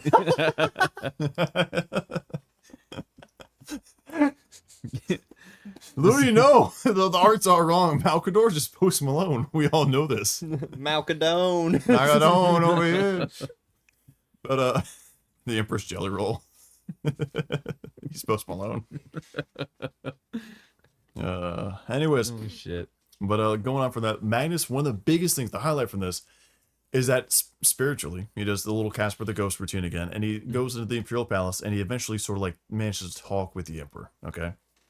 Now, he can't physically do anything because he's a little ghost form, but he does talk with the Emperor, and one of the big things that the Emperor says is, hey, I will bring you back to my side right fucking now. He offers redemption, okay? And this is already Demon Primarch Magnus, by the way. So, first of all, that confirms, at least by the Emperor, the Demon Primarchs can be redeemed. So they're not lost, which is fascinating to think about. So we always talk about like Mortarion when we talked about him and the Emperor and all that stuff, and the Emperor was like, Yeah. if you ever want, I can save you, Mortarion. But then also comes to Magnus, he said the exact same damn thing. He said, hey, right now, you fucking say the word, you're back on my side. You're redeemed. Boom, done. But would he still be a demon Primarch, though? I'm assuming. But they've even not. said that during the siege that it, like with all the Primarchs that had changed and all the demon Primarchs, that Mortarion was the only one that held like some semblance of his mind. Yeah, but I'm only going off what the Emperor says, but there is further context to this. Is whenever Sanguinius at the very end of the death part 2, whenever he's about to go in and basically face Horus and Tone, before he goes over there, he actually talks with the ghost of Ferris. Because at that point, the warps kind of merge again with all the actual territories all coalescing. So it was a lot of fucking voodoo shit going on. Yeah. But he talks to him, and then he actually goes around and says, "Hey, everything else, but whenever as Primarchs we die, we don't fucking die, right?" So he showed him the ghost stuff. He was a ghost, but then on top of that, all the Primarchs that are already like demonified, their souls were also there with Ferris. He said, "No, you don't understand. Like Angron's fucking dead. Demon Primarch Angron is not Angron." And then you actually had the fucking soul of Angron there with him. Did he still have the nails? I mean, he was screaming. Like, unironically, whenever he was there, the soul of Angron was still, like, raging, fucking Autistic bashing screaming. and saying, yeah. And that's actually whenever Sanguinius, like, saw the soul of Alfarius, and he's like, what? So, by the way, further confirmation, Alfarius is dead, okay? Now, if you want to say, oh my god, you know what the fuck I mean. Yeah, one of the two is dead. One of the two is dead. But then also he saw all the fucking souls. So, perhaps, it's not necessarily how that's going to work with potentially, like, if they're a demonic Primarch, they're technically, like, their soul is dead, but then their body kind of lives on, but they are the body, but they are their soul type situation. It almost seems like maybe a demon inhabited their body. Kind of like what happened with Fulgrim. Who you Yeah, think would win in a fight, Loyalist Angron or fucking Demon Angron? Demon Angron, you kidding me? Dude, that's the fucking steroid Angron. There's no question about that. I mean, like, I hate to say it, because Loyalist demonic Primarchs, like, before their fall was, like, really fucking badass, but I mean, they're demon Primarchs for a reason. You're They're taking the yeah. Primarch and made it almost on the same level as Big E. There's a reason Gilliman doesn't have, like, fucking 18 wounds like Mortarion on the tabletop. You know? But, that's the big deal. So, speculation, just saying. But the big story short is the Emperor offered redemption to Magnus. The only condition was that saying, hey, your legion is already too far gone. They need to be killed. So if you're fine with basically all of your current sons, they're fucking dead, you yourself will be redeemed, and you'll be given a bright new legion with new armor and the best equipment and everything else. and a it'll new be your version of the flesh change. Exactly, yeah. But they'll be your fucking sons. And Magnus ends up saying no, and that's whenever the Emperor, for a second time, punts him out of the, you know. Fuck you, fucking palace. cunt, get out of here. Yeah, literally, yeah. So that's just something important to note, saying, hey, the Emperor, all the way from M30 to M40, is still offering redemption for the traitor Primarchs. So that's something to keep in mind. I would personally love to see at least one of the Primarchs take him up and actually, like, be redeemed and go from there. It'd be a cool storyline, but also specifically with Mortarion. But it's not really going to happen. It would be cool, though. That would be interesting to see one of the demon Primarchs actually get redeemed. Yeah. Like, it would be interesting to see, because would they stay a demon Primarch, or would they revert back to their normal state? My only assumption with this, and this is just like me, you know, guesstimating, so to say, is similar to our last episode. We talked about, hey, the Death Guard, the soul has to be corrupted first, and the body will change with it type deal. Yeah. Because, like, if we're just at a, like, material level, okay, not including the, let's call it the spirituality of 40k, a Death Guard can't fucking live, right? Their entrails are hanging out, everything else, they're fucking diabetes, they are swollen, they should not be alive in any capacity, right? But at the same time, they're only able to live that way due to their spirit being corrupted by the warp, and that kind of, like, sustains them for the most part. When it comes to the demon stuff, I would assume the physical body would either has to revert to basically what it was and kind of like wash away the fucking corruption, Yeah. or it would either have to be replaced with something else to sustain the body, but odds are it wouldn't remain the same. That's my assumption, right? So it's like, hey, you're sick, either the illness fucking dies, or we gotta, because you physically can't live without, let's just say, like the chaos juice, the chaos hormone, stuff like that, then we gotta fucking give you the filler. Right. That'll prop them up, like, biologically. Could be mistaken. Who knows? Just a guess. I don't know. I really hope they do something with that, though. I mean, they keep showing this Jedi Force Ghost shit, and Yeah. they're not going anywhere with it. It'd be kind of a waste. Not sure on that. But yeah, no, for the most part, that's it for Terra for the most part. Magnus isn't really there towards the end. But he fucks off back to the planet of the sorcerers, right? And that's whenever stuff actually gets kind of nutty. Yeah, that's because I Rubric noticed time. that's where the epilogue of what is it, Sons of Magnus or whatever it is, the second Thousand Sons Yeah. book, because whenever it says it says they're on the planet of the sorcerers, but it's M question mark question mark. Yeah. The times all fuck up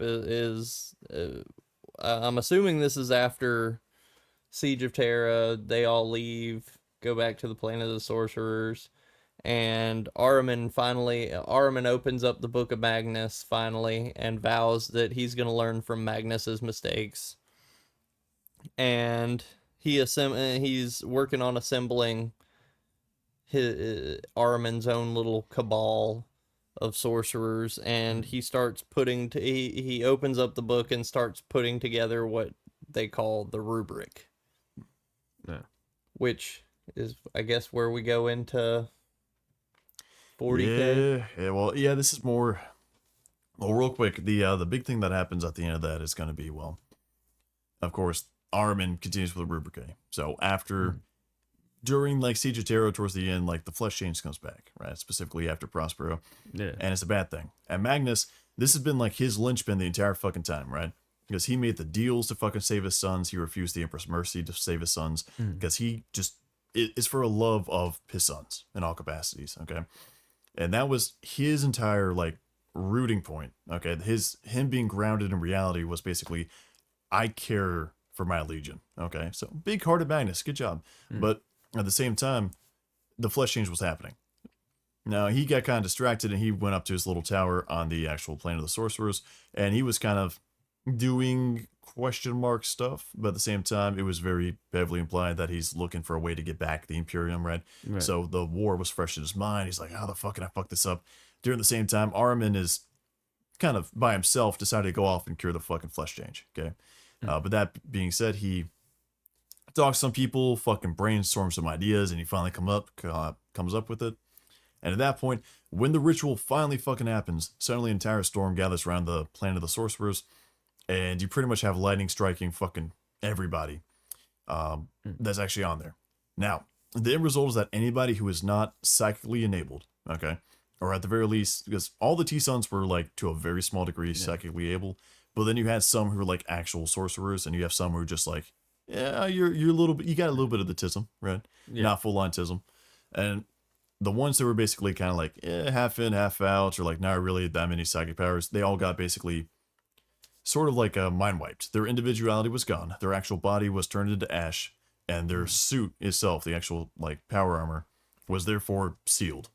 I thought it only affected those that were already mutated. Like anybody who hadn't been mutated by the flesh change. No, everything I saw was fine. everybody who was like psychically adept. Yeah, that was what I read too. So I'm not sure about the flesh change thing. They were fine for the most part. Like they were, I guess, if they hadn't been mutated by the flesh change, that they were good. Whether they were cured or not, I can't remember. But all the ones that were already mutated from the flesh change basically turned to dust and were sealed within their armor and basically just became automatons at that point instead of any actual person. But I mean, it could I love be how you all have the shit. Necrons that are like the Egyptian robots, but then you that are all Terminator style, but then it's the Thousand Sons that are actually soulless fucking robots that are Terminator style. I'm double checking right now. Let's see.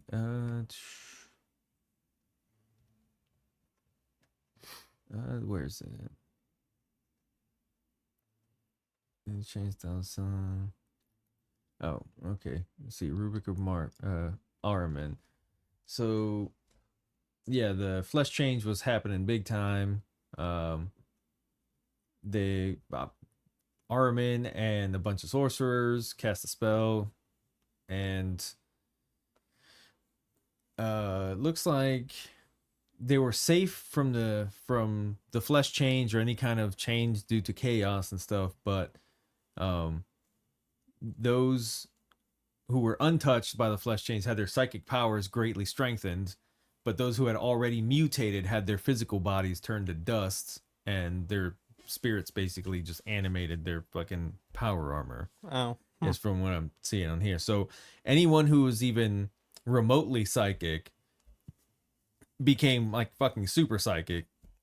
But if you were already undergoing the flesh change and stuff, you basically just became dust in the wind. Where are you reading that? Because where I'm reading right now is saying that basically it's those that had little or no psychic power were disintegrated outright, their bodies turning to ash within their armor. Those that had possessed psychic powers found these abilities greatly augmented.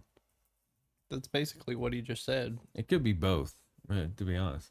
Well, he was saying it was basically the case was the flesh change a defining factor for whether they became Rubric or not. Yeah. Yeah.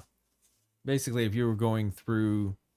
I don't know. Let us know in the comments. Yeah. If you know more than we do. Listen, I don't really know too much about Thousand Suns outside of what I've read already in the Horus Heresy books and like some of the short Everything's stories. canon. Everything's canon. I know about Why I do need we- to know about Thousand Suns is Magnus did everything wrong. Right, and that's basically what that's when all it you comes need to know. When it comes to Thousand Suns, they're Just be like interesting. that. Don't get me wrong, but you know, Do But real quick, okay, but before we even go on, I do got to talk about one more thing. And it was the almost comedic fucking scene and also Into the Death with Ahriman. Because there's like some of the libraries on fucking Terra, everything else. And one of the big things that in order to help the Emperor, a lot of people went, some specific people went into the libraries to kind of like, oh, let's find what we can do to help out, yes. And that's where like Cinderman and co went.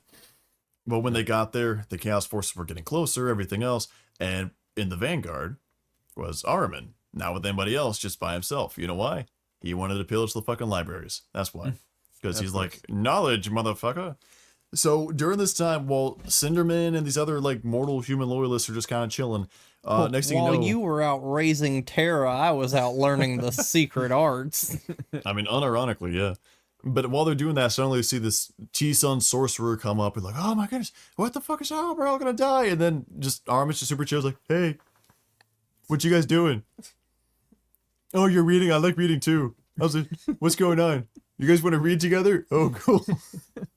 And it was just entire like anticipation of like, oh, guess loyalist kill traitor, traitor kill loyalist, and then just Ahriman just shows up. He's like, you guys want to have a book study? And that's what they do. Guys, I just want some books. Just calm down. Yeah, Ahriman's just like, hey, I don't give a shit. I'm just here to basically just. was that after Yeah. he got banished by Magnus? No, this was before. This was Siege of Terra. Yeah. Oh, during the season. Yeah. Oh shit. But this is Yeah, also they where don't- he goes around, What a fucking nerd. and we're wrapping up a little bit because there's not too much I really want to go into 40k. But two big topics. Okay, the first thing is how we talked about this before. How I guess we say divination works in 40k. So one of the big things that divination is, like we said before, Ahriman explains this during the book. We're saying, hey, to know how the future's going to turn out, you take what that person is going to do. For a good example, personal experience I have. In high school, I walked into one class 3 times, same week, day after day after day after day. It was the weirdest fucking shit because when I walked in, the very first thing the teacher would say the exact same fucking thing every single day, okay? Not just those 3 days. But the other student in my class said the exact same thing back to him. And there was an entire conversation that went back and forth and happened the exact same time over those 3 days, which was fucking weird, okay? But it makes sense when you think like, hey, people have a natural habit that they go into whenever certain words are said. In human psychology, this is called scripting, right? Right. So it's like, hey, I go through the drive-through of the fast food. Odds are you say the same thing or very close to it the exact same fucking time because it's scripting. That's how we, as humans, we usually go through life. When it comes to preferences, also scripting. You don't know what to fucking eat? Guess what? You order the chicken tenders, right? You got your backup plan already in place. Right. Prophecy just takes all that fucking knowledge, basically that baseline knowledge, and kind of makes a formulation out of that, right? So it's like, I predict what you're going to eat. So in the fucking psychic power recast that, we're going to go to this restaurant, but at the same time, since you don't like the food there, you're going to order your favorite backup food. What's your favorite backup food? In this case, chicken tenders. And then I say, well, Corn, I see when we go out to eat next week, you're going to order the chicken tenders at this restaurant, right? That's the prophecy because you're going off what they do. But that being said, prophecy can change based on if somebody, quote unquote, as we say, exemplifies the indomitable human spirit, right? Because most of the time, these prophecies don't give a two shits about what the fuck you eat. It's about what's going to happen, right? Right. Is who's going to win this battle, who's going to do this, who's going to live, who's going to die. What it can't account for is, I guess we say, somebody having, again, that human spirit moment of you had no right to fucking win that, but he fucking won that. Right? So it's important to know that a lot of times that's what prophecy delves into is simply Occam's razor. Right? You see that a lot with Sanguinius. Yeah. Sanguinius does like a lot because especially during the Siege of Terra, you see that a lot with Sanguinius just basically going, man, I ain't supposed to die today, and fucking he just drops down and fucking helps out helps out the mostest where he's needed. Yeah. Turns whole fucking tides of battle, like where this fucking part of this part is supposed to like. The traders are like, oh, we can hit this part, fucking blast straight through here. Here comes fucking Sanguinius out of fucking nowhere. Psych. It sounds like the Sanguinor. Lost in the Damned is so fucking nice. It's good. I love that book. That's probably, like I said, one of my fucking top, but Lost in the Damned so far has been like my favorite. That's good. But the second thing I want to talk about is the Ouroboros. Okay. And we've specifically talked a little bit about that over time, but for those who don't know, the Ouroboros is like the idea of the snake eating its own tail, right? Everything in perpetuity. The entire deal that this gets brought up is the entire fact that this also gets brought up again into the death. The connection I want to bring to the T-Suns is the fact that whenever T-Suns went chaos, their symbol pretty much stayed the same, except they added the Ouroboros, which was basically the serpent eating its own tail. In fact, the GW transfer sheet is just the Ouroboros. The Legion, who knew the most about fucking psychic powers, the warp, and everything else, going with the Ouroboros, and then also were explained about how the galaxy is that same pattern by the Emperor. Okay, or I think it was the Emperor, right? Yeah, I think so. I think so. Yeah. But long story short, I haven't made the it to entire the death yet. fair enough on that. But the entire thing they specifically talk about is how everything in the galaxy is in repeating terms. Okay, so for example, Elenius Pius used to be Horus. Fun fact. Way back in, because the Tower of Babel, whatever the fuck they actually call it in the book, it was the Tower of Babel, was an actual place and an actual thing way, way, way long in the past. But during that time frame, it was the Emperor, who was the Emperor, and his War Master was Elenius Pius. And they were fighting against the Cognite, who had the Tower of Babel. There is a language called Enuncia that's basically the words of creation, right? The base syllables. But if you speak that, you can pretty much shape the galaxy however the fuck you want. But since the words of power, they're fucking John Grammaticus. Yeah, John Grammaticus right there. For more information, please read Eisenhorn and Ravenor and Beckwin and all that fun stuff. But that being said, whenever you went to do the tower, I don't know, you get it really good in, was it Mortis? It was one of the books, dude. I don't know. One of the Siege of Terra, because you actually see where everything happens, and that's where John learns. John fucking hears the Enuncia, and because John fucking any language he hears, he automatically. He's OP as fuck, by the way. Yeah, that's OP as fuck, by the way. So any language he hears, he fucking learns. Well, he hears Enuncia, and it about fucking kills him. But then he's looking at somebody. And I can't remember what happens, but they get in some shit, and he basically speaks a fucking word of Enuncia, and Elenius Pius goes, "What the fuck are you doing?" Yeah. He's like, "Oh, I know Enuncia now," and they're like, "You know what?" What? Yeah, that's fucking insane. Because Enuncia is by far the actual. That is the WMD of 40k. It doesn't matter if you got a button that explodes stars, do this, destroy entire solar systems. Enuncia is the fucking power because it will spiritually and physically fucking kill something outright. Okay. Yeah. Shit. What fucking book was it that they had? There was a normal human, and he was trying to become part of this like secret society. I can't remember what freaking book it is. And he had heard them speaking. Like something happened, and the person he was with spoke a fucking word that like blasted some fucking dude out of fucking existence, or it was like a mugger or some shit, and he's like, so he tried to do it, but when he did it, he basically busted his fucking mouth open. I was actually just about to talk about that. That was one of the I'm pretty sure that's one of the Eisenhorn slash that entire thing, the entire saga, Eisenhorn, Ravenor, Beckwin. Well, that being said, at the end of the day, guess what? Fucking Elenius Pius went ahead and basically fucking betrayed the Emperor. And he was the horse, and the entire plan kind of fucking fell apart. Like, it sort of worked, but also at the same time, it sort of didn't fucking work. And the entire cycle started anew. Yeah, he straight up just just takes a knife and stabs the Emperor. Yeah, unironically. But then also we get mentions from Malcador as well as the Emperor in the entire fact that this is one of the reasons why the Emperor is so cold, because over the years the same cycle happens over and over again. You have a period of basically nothing happening, slash war, human nature, all that stuff, and then eventually the Emperor does activity, he ramps up, everything else, and then until eventually he's betrayed by somebody that he thought of as his war master, and this happens over and over again. This also leads into why he didn't fucking tell the Primarchs jack shit, because he's kind of destined to have whoever's closest to him fucking stab him in the heart. Yeah. You know? And at the same time, if they're going to betray you, you don't want them to know about your greatest fucking enemies, because guess how they're going to betray you, right? Right. At least that's my logic on that. But long story short, what they were kind of getting at with the Ouroboros is that that's the pattern of the universe. And what the Emperor was trying to do, specifically during Siege of Terra, like Great Crusade era, is he was trying to break that cycle, right? So, and that's something the Chaos Gods couldn't permit, because that cycle is what's feeding them and helping them grow and everything else, right? Yeah. Because if humanity continues to exist in the same cycle of success, catastrophic fucking failure, success, I can't speak right now.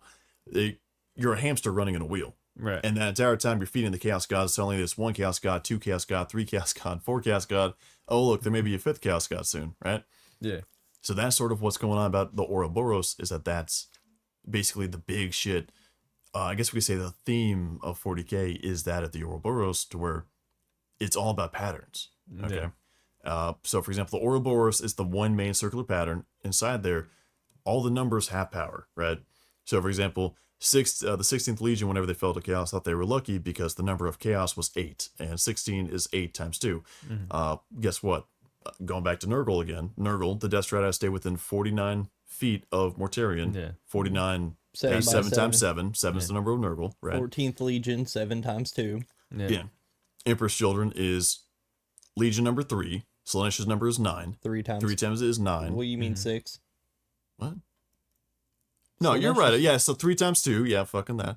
It gets hard between Zinch and all them. Yeah. Anyways. I never put all that together. Yeah, is really common. And it feels fucking schizo whenever you do this, because it sounds kind of crazy, but then you read the books, and if you keep this in mind, we're saying all these numbers have a fucking purpose, a reason, and they also exist for this. They're basically the fingerprint of what the fuck's going on. How does that work with corn, though? It's kind of a weird thing. Well, had it been the Blood Angels, Would have been the 9th Legion. it would have been the 9th Legion, which still wouldn't work with Khorne being number 8. With the World Eaters, they're the 12th Legion. That still doesn't really cope with the number 8. Yeah, the only thing they had was, what was it? Karn was the 8th captain. Karn was the 8th captain. Fucking... The important thing also to keep in mind is that the patterns. Korn doesn't care where the numbers come from. Yeah, he only cares about blood. Well, the numbers are important because they have significance, but just because they have significance does not mean that's an ironclad rule, right? Right. There was a time in the one of the Sons of Horus flagship, whenever they brought back whatever the fuck his name was, I forget who, and they were literally talking, saying, "Oh, we are the favorite of Chaos," and then the demon said, "Why do you think that?" And he said, "Because we're the 16th Legion, and 8 times 2 is 16," and he literally just called them, "You dumb fucks. That doesn't mean jack shit." Right? Are you talking about fucking Tormageddon? Yeah, it was Tormageddon. That was it. And he said that when we got revived. So again, the numbers have significance, but they're not ironclad, right? So just because we get into a fight and I stab you fucking 8 times, man, that's a coincidence. Maybe there is something there, but that doesn't mean something's there. Right. You know? Yeah. Yeah, in the case of the World Eaters, Angron was the 17th Primarch found, so that's still not divisible by 8. So there's something else there. So again, it's like, well, whenever they toss it in, they toss it in. Whenever they don't, it's not necessarily there. So, yeah. Korn cares not for the math. Korn actually was trying to do it. He just can't count. That was the secret. So the more you know. Yes. So do we have anything else? Intro to Modern 40K. We only got 2 main things to cover. That's it. Oh, Personally, yeah. I don't have any. I don't know anything Sorry, we about. got 3 things. I don't know anything about 40K. Okay, to go about this in order, let me make sure I got my. There we go. let me make sure I got my stuff in order. So we got that. We have that. We Okay, talk yeah. about So we the talk first- about the rubric. Yeah, now the first thing that happens, we talk about the rubric. Over the next 10,000 years, a lot of the stuff Chaos does for any of the traders, we can kind of say like, they did stuff for 10,000 years. Okay. Unless for most of the legions, trader legions, they don't have like a very specific, oh, in M34, they did this and that, yada, yada, yada. That's all next episode for that shit. But for T-Sons, for the most part, they were kind of fucking off. A lot of the mono god legions, they got sucked into their own war, right? Because fucking Zinch, goddamn hates Nurgle. Korn, goddamn hates Slanesh, right? And they all hate each other in this one big fucking mixed spot. So Yeah. for the most part, they're fighting each other. That's the more big prevalence. Aren't they just? Isn't fucking Thousand Suns right now just literally fighting Eldar over the Black Library? Ahriman's been doing that. So the yeah, that's first thing Ahriman. the first thing to talk about is going to be Ahriman, and he's his own little like subcategory. Ahriman has effectively been reduced to a Saturday morning cartoon villain. I'm not Makes sense. joking. His entire thing right now, and has been, by the way, since before 8th edition, has been he's trying to find his way into the Black Library. For those who don't know, the Black Library is this library of all information, like all-knowing, omniscient information that's held by the Harlequins, specifically also the god Hey, that's Segura. what they. Hey, that's what they call the Black Library. Yeah. That's what they call all their 40K books. Exactly, because Black Library is what puts out the books. Yeah, exactly. So again, kind of a meta reference. It's just fucking. Harlequin I need you to give me everything by Dan Abnett. Well, you want to something funny on the line. Did you know? Libraries in Dewey Decimal. Do you know what the official chapter for Black Library and White Dwarf is? They have a chapter. In 40K, they have a chapter. Mainly White Dwarf. What do you mean chapter? There is a chapter that is they exist only as a meta reference. That's actually in lore, like in books and stuff like that. Like a Well, chapter, not necessarily in lore, but- like Space Marines? Yeah, Or- Space Marine chapter. Oh, okay. Yeah, it's the Tome Keepers. The Tome There's an Keepers. actual chapter, canon chapter inside 40K called the Tome Keepers, and it's like a black and white scheme, and that's literally just the scheme, mainly for the White Dwarf magazine. Yeah. So speaking of meta, but Because anyways, they keep the history of. the Tome going on? Keepers, like the White Dwarfs that have been in place since like the beginning of the hobby. Yeah. It's the Interesting. tomes. But anyways, yeah, so his entire thing is, I'm trying to break into the library, and then some Harlequin walks up and says, tee and then fucking he doesn't get in. There's an entire book series about that. That's how he fucking does. And also there's a run-in with like Ephriel Stern and stuff like that, but that's not super relevant. But aside from him, the first big thing that the T-Sons did was Prospero.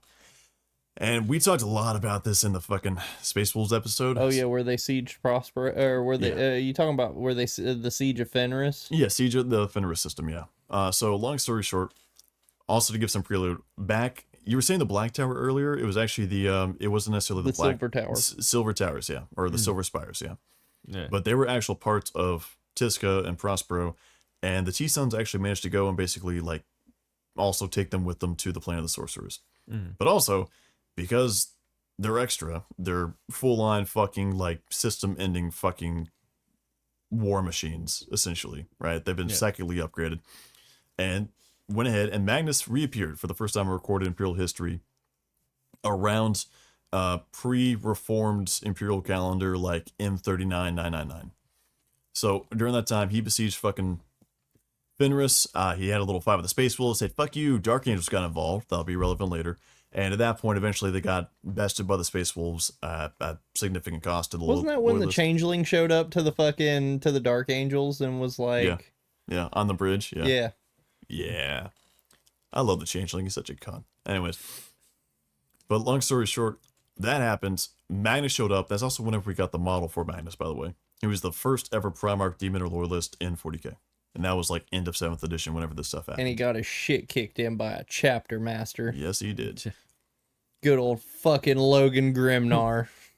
Now, after that, they used the Silver Spire. So that's like kind of an important thing that T-Sons have a very limited resource on Silver Spires. And they launched like 9 of those motherfuckers at Fenris, which I think is so funny.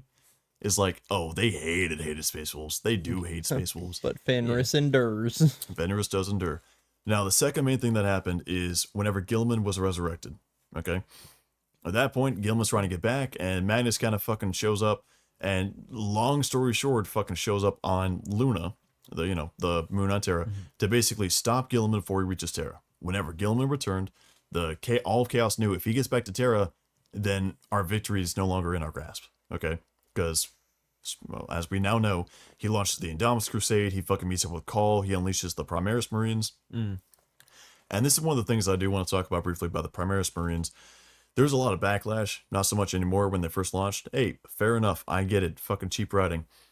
But also, that was the state the Imperium was in. If Primaris Marines were not a thing and they were not unleashed in the numbers they fucking were, the Imperium was fucking dead. There is no ifs, ands, or buts. The situation for the Imperium has never been worse. And that was the significance of why Magnus himself, along with some T-Sons and a whole bunch of demons, popped up on fucking Luna. Because they had to kill Gilliman before he got to Terra. If he got to Terra and that got unleashed, the Imperium would actually stay around. Hence, obviously, he failed, and hence stayed around. Which, by the way, he only really failed because it turns out Terra's moon is really close to Terra, and on Terra are the Silent Sisters. So they got in the fucking short bus and went up to fucking Luna and shut down Magnus. Oh no, all of a sudden my psychic powers don't work anymore. Oh no, my demons are disappearing. Hey, it happens in old age, it happens. But going on from that, the last main thing that happens is the stupidest goddamn fucking piece of lore GW's put out in a very hot minute. And it was in one of the fucking supplement books. I don't remember which one, but it was it's like Phoenix something. I forget. Whatever the fuck the name it was in like 8th or 9th edition or some shit. But it was the Dark Angels one, and it was the Thousand Suns one. But long story short, what happens is that Dark Angels get a new character called Azrael. No, wrong name. I forget. I'll scrub that. I'll edit that. Anyways. Yeah, is it Asmodee? No, Asmodee's been around. Yeah. But long story short, what fucking happens is that the T-Sons Was it are Cypher? now actually gathering all the sort, because since the Sacred Rix Maledictum opened, all the Psychers in the universe have been fucking supercharged. And as such, the Imperium is very handily trying to purge a lot of fucking Psychers. Because you only have people who previously had like no psychic powers or like very, very low level Psychers. Yeah. Are now going off the fucking chain, like just wrecking everything, right? Fucking alpha level psychers. Exactly, yeah. So that being said, one of the things Thousand Suns did is they actually got a system in the actual material galaxy and said, hey, all Psychers are welcome here. They made a little refugee hotspot for Psychers, right? Yeah. And it was actually decently protected. What ended up happening is while they were doing that and they were trying to perform a ritual for whatever, fucking knows reason, the Dark Angels show up, fly their fucking ship right above the planet, this heavily guarded planet. They just fly in like nobody's business, and they fucking bombard them until it's gone, and they fly out. The fuck? Most powerful sorcerers of the Thousand Suns. Defeated by a ship with blinkers. I cannot tell you how much I fucking hate that story. That sounds so like much. lazy ass writing, right? It was there. lazy ass writing. Like, I cannot stress how fucking dumb it was. It's like, oh, the Thousand Suns as an entire group have gotten this planet, and they're fucking gathering all the sorcerers for all this big stuff, and it's fucking crazy. And like all these top tier sorcerers, I think Magnus is there too. Oh my goodness. Bomb and the then, shit out of it. And then like a single Dark Angel ship just fucking, oh look, the gate's open. Beep. Hey, let's drop the bombs. Bye. And that's fucking it. They don't even make planetfall. They don't even fucking land there and do shit. They just fucking just bomb. Bye. And that's fucking it. God damn it, GW. That's beautiful. Yeah. It's, So yeah, anyways, it's efficient. it was efficient. Yeah. And Dark Angel bullshit. I mean, yeah. So that was the Thousand Suns. We got through it. Somehow not gonna be as bad as our next episode, but Oh yeah. God. Yeah, next episode's gonna be a fucking 3-parter in some fuck way, my shape, life. or form. yeah, unironically a 3-parter. Yeah. So Sons of the Luna Black Horus. Whatever the fuck you said. The Luna Sons of the Black Legion. Yeah, there it is. So I'm thinking, well, before we get into that, anything you want to end on? When it comes to freaking Magnus and the Thousand Suns, I mean, not really. It's just Magnus really, did everything wrong. I still hate him. He did. I hate his Madonna tits. I hate And- his fucking. I hate his fake tan. And the best thing about Magnus is that he himself even said that he did everything wrong. Yeah. Yeah, you get, for all you fucking GW nerds that are like, oh, Magnus didn't do anything wrong. Fuck you. Here's He the even funny said thing, he though. did Here's the funny everything thing, though. wrong. Yeah. I don't hear anybody saying Magnus did nothing wrong unless they're fucking baiting. I generally, aside so. from like aside from like 2 people who are like less than a year into the hobby and they don't know jack shit, like Yeah. I don't hear people say that. Listen, Entirely correct. I'm not trying to take away. That's entirely true. But it doesn't matter what his intentions were. He did everything wrong. that's true. He said he even failed. Everything he did was a failure. Ted Kaczynski had the best intentions in mind, and he still blew up a building in Oklahoma with a daycare center. Exactly. Fuck them kids. That's can't- okay. Uncle Ted, I'll do it for Yeah. you, Uncle Ted. I don't condone what he did, but I get it. I'm not saying it was okay. I'm just saying I understand. Exactly. All I'm saying is that if we went Ted's way, I wouldn't have microplastic in my balls. That's all I'm saying. Oh, fuck the feds. Fucking go and ejaculate, a little paper bag comes out. I don't know what to do anymore. But yeah, that's all Plastic I bag, have. I mean. That's all I have for the Thousand Suns. Anybody Okay. else got Yeah, anything well, for the Thousand that's Suns? pretty much it. I mean, Where are we ranking the color schemes? We got 3. We got pre-Magnus, pre-Heresy, and we got 40k. I gotta go 40k, Heresy, fucking And then the pre-Magnus. Yeah. Okay. I'm gonna say I do like their blue. I can't stand that blue color and all that gold trim. I painted an army of it, I know. I fucking know, trust me. I'm gonna say probably the red armor first, the pre Magnus second, but that fucking the post heresy, the blue and gold is Really? always gonna be my least favorite. Really? I don't like the color. It's a very Egyptian-esque I don't like scheme I don't like but turquoise. It's not turquoise. It's close enough. No, it's like cyan. Are we really gonna argue what color, what shade of blue it is? Why not? It's rubric blue then. I'm still thinking about the one squad I painted up for Alvin, and then it was like entirely the wrong shade of blue. I'm like, oh shit, sorry, man. At least it wasn't McCrack blue. It was McCrack blue. Oh, shit. Yes. Because I totally forgot. I took a break between painting his stuff, and I said, "Hey, can you send me a photo, like so I can remember the fucking color and stuff?" And he sent it to me, and the entire squad was like fucking shaded at the fuck out of it, but the entire photo was shaded, so I didn't think about it. And it was like really fucking dark. It's in that McCrack blue. It'll be all right. It'll be alright. I just didn't think about it the entire time. At least it wasn't like midnight clad. Yeah, that's true on that. Yeah. God damn, these are some grim dark Thousand Suns. Yeah, that's what I was going There's for. those Nocturnian Thousand Suns, baby. Yeah, no, I'll probably say 40k pre-Magnus and then the red. That's my rank. I like the blue. I think whenever it's all said and done, it's very nice and it looks good. But Yeah. and the pre, I like it's got some spunk to it. The cherry red though, fuck that. Nah, You ready for this list of if war I can bands? shoot it, go for it. All right, here we go. So, the list of war bands, which doesn't even make sense because they're all fucking dust. So, I mean, whatever. Obvious warband. Anyways, But so anyway, you have Ahriman's Razor, you have Apophatar's Ghosts, the Blades of Magnus, the Blade Sinister, the Brotherhood of Dust, the Brothers of Retaliation, the Coils Infernum, the Coven of Tolbeck Shen, the Crimson Suns, the Crystal Harbingers, the Followers of Amarhotep, the Fractal Blades, the Grand Order of Hermetic Blades, the Kasharon, Lore Host of Apoketh, Master of Magnus's Will, the Masters of the Crystal Serpent, the Mind Eaters, Phosis' Scholasticar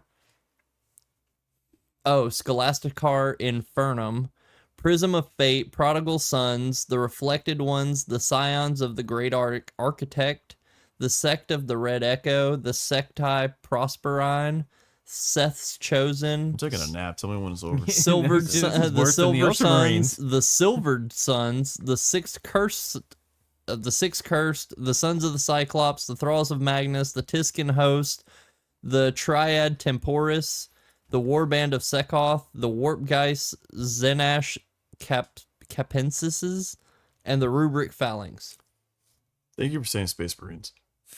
It reminds me that Space Marine 2 comes out soon. It does. I'm so happy. Yeah. Space Marine 2 does come out soon. I can't wait for that shit. That's gonna be good. Okay, Awesome. so Some nids. well, boys, we got a hell of a journey ahead of us. We're almost there. We're so close. 18 legions, and we have 4 remaining. Holy shit, boys! Yeah. It's only. By the way, we've effectively done this in about a year. That's not bad. That's not bad. No, not at So all. that's a hell of a fucking thing. But also, we got the biggest one ahead of us next time. Yeah, we have the next one's a really big hurdle. But yeah. But yeah, so I think we're good to wrap it up. Yeah, that's it. Well, in that case, gentlemen, only one thing left to say. Yeah. Fucking we ball! Fucking we ball! Oh wait, don't forget to like, We're subscribe, follow all the fucking Discord and shit. But fuck we balls!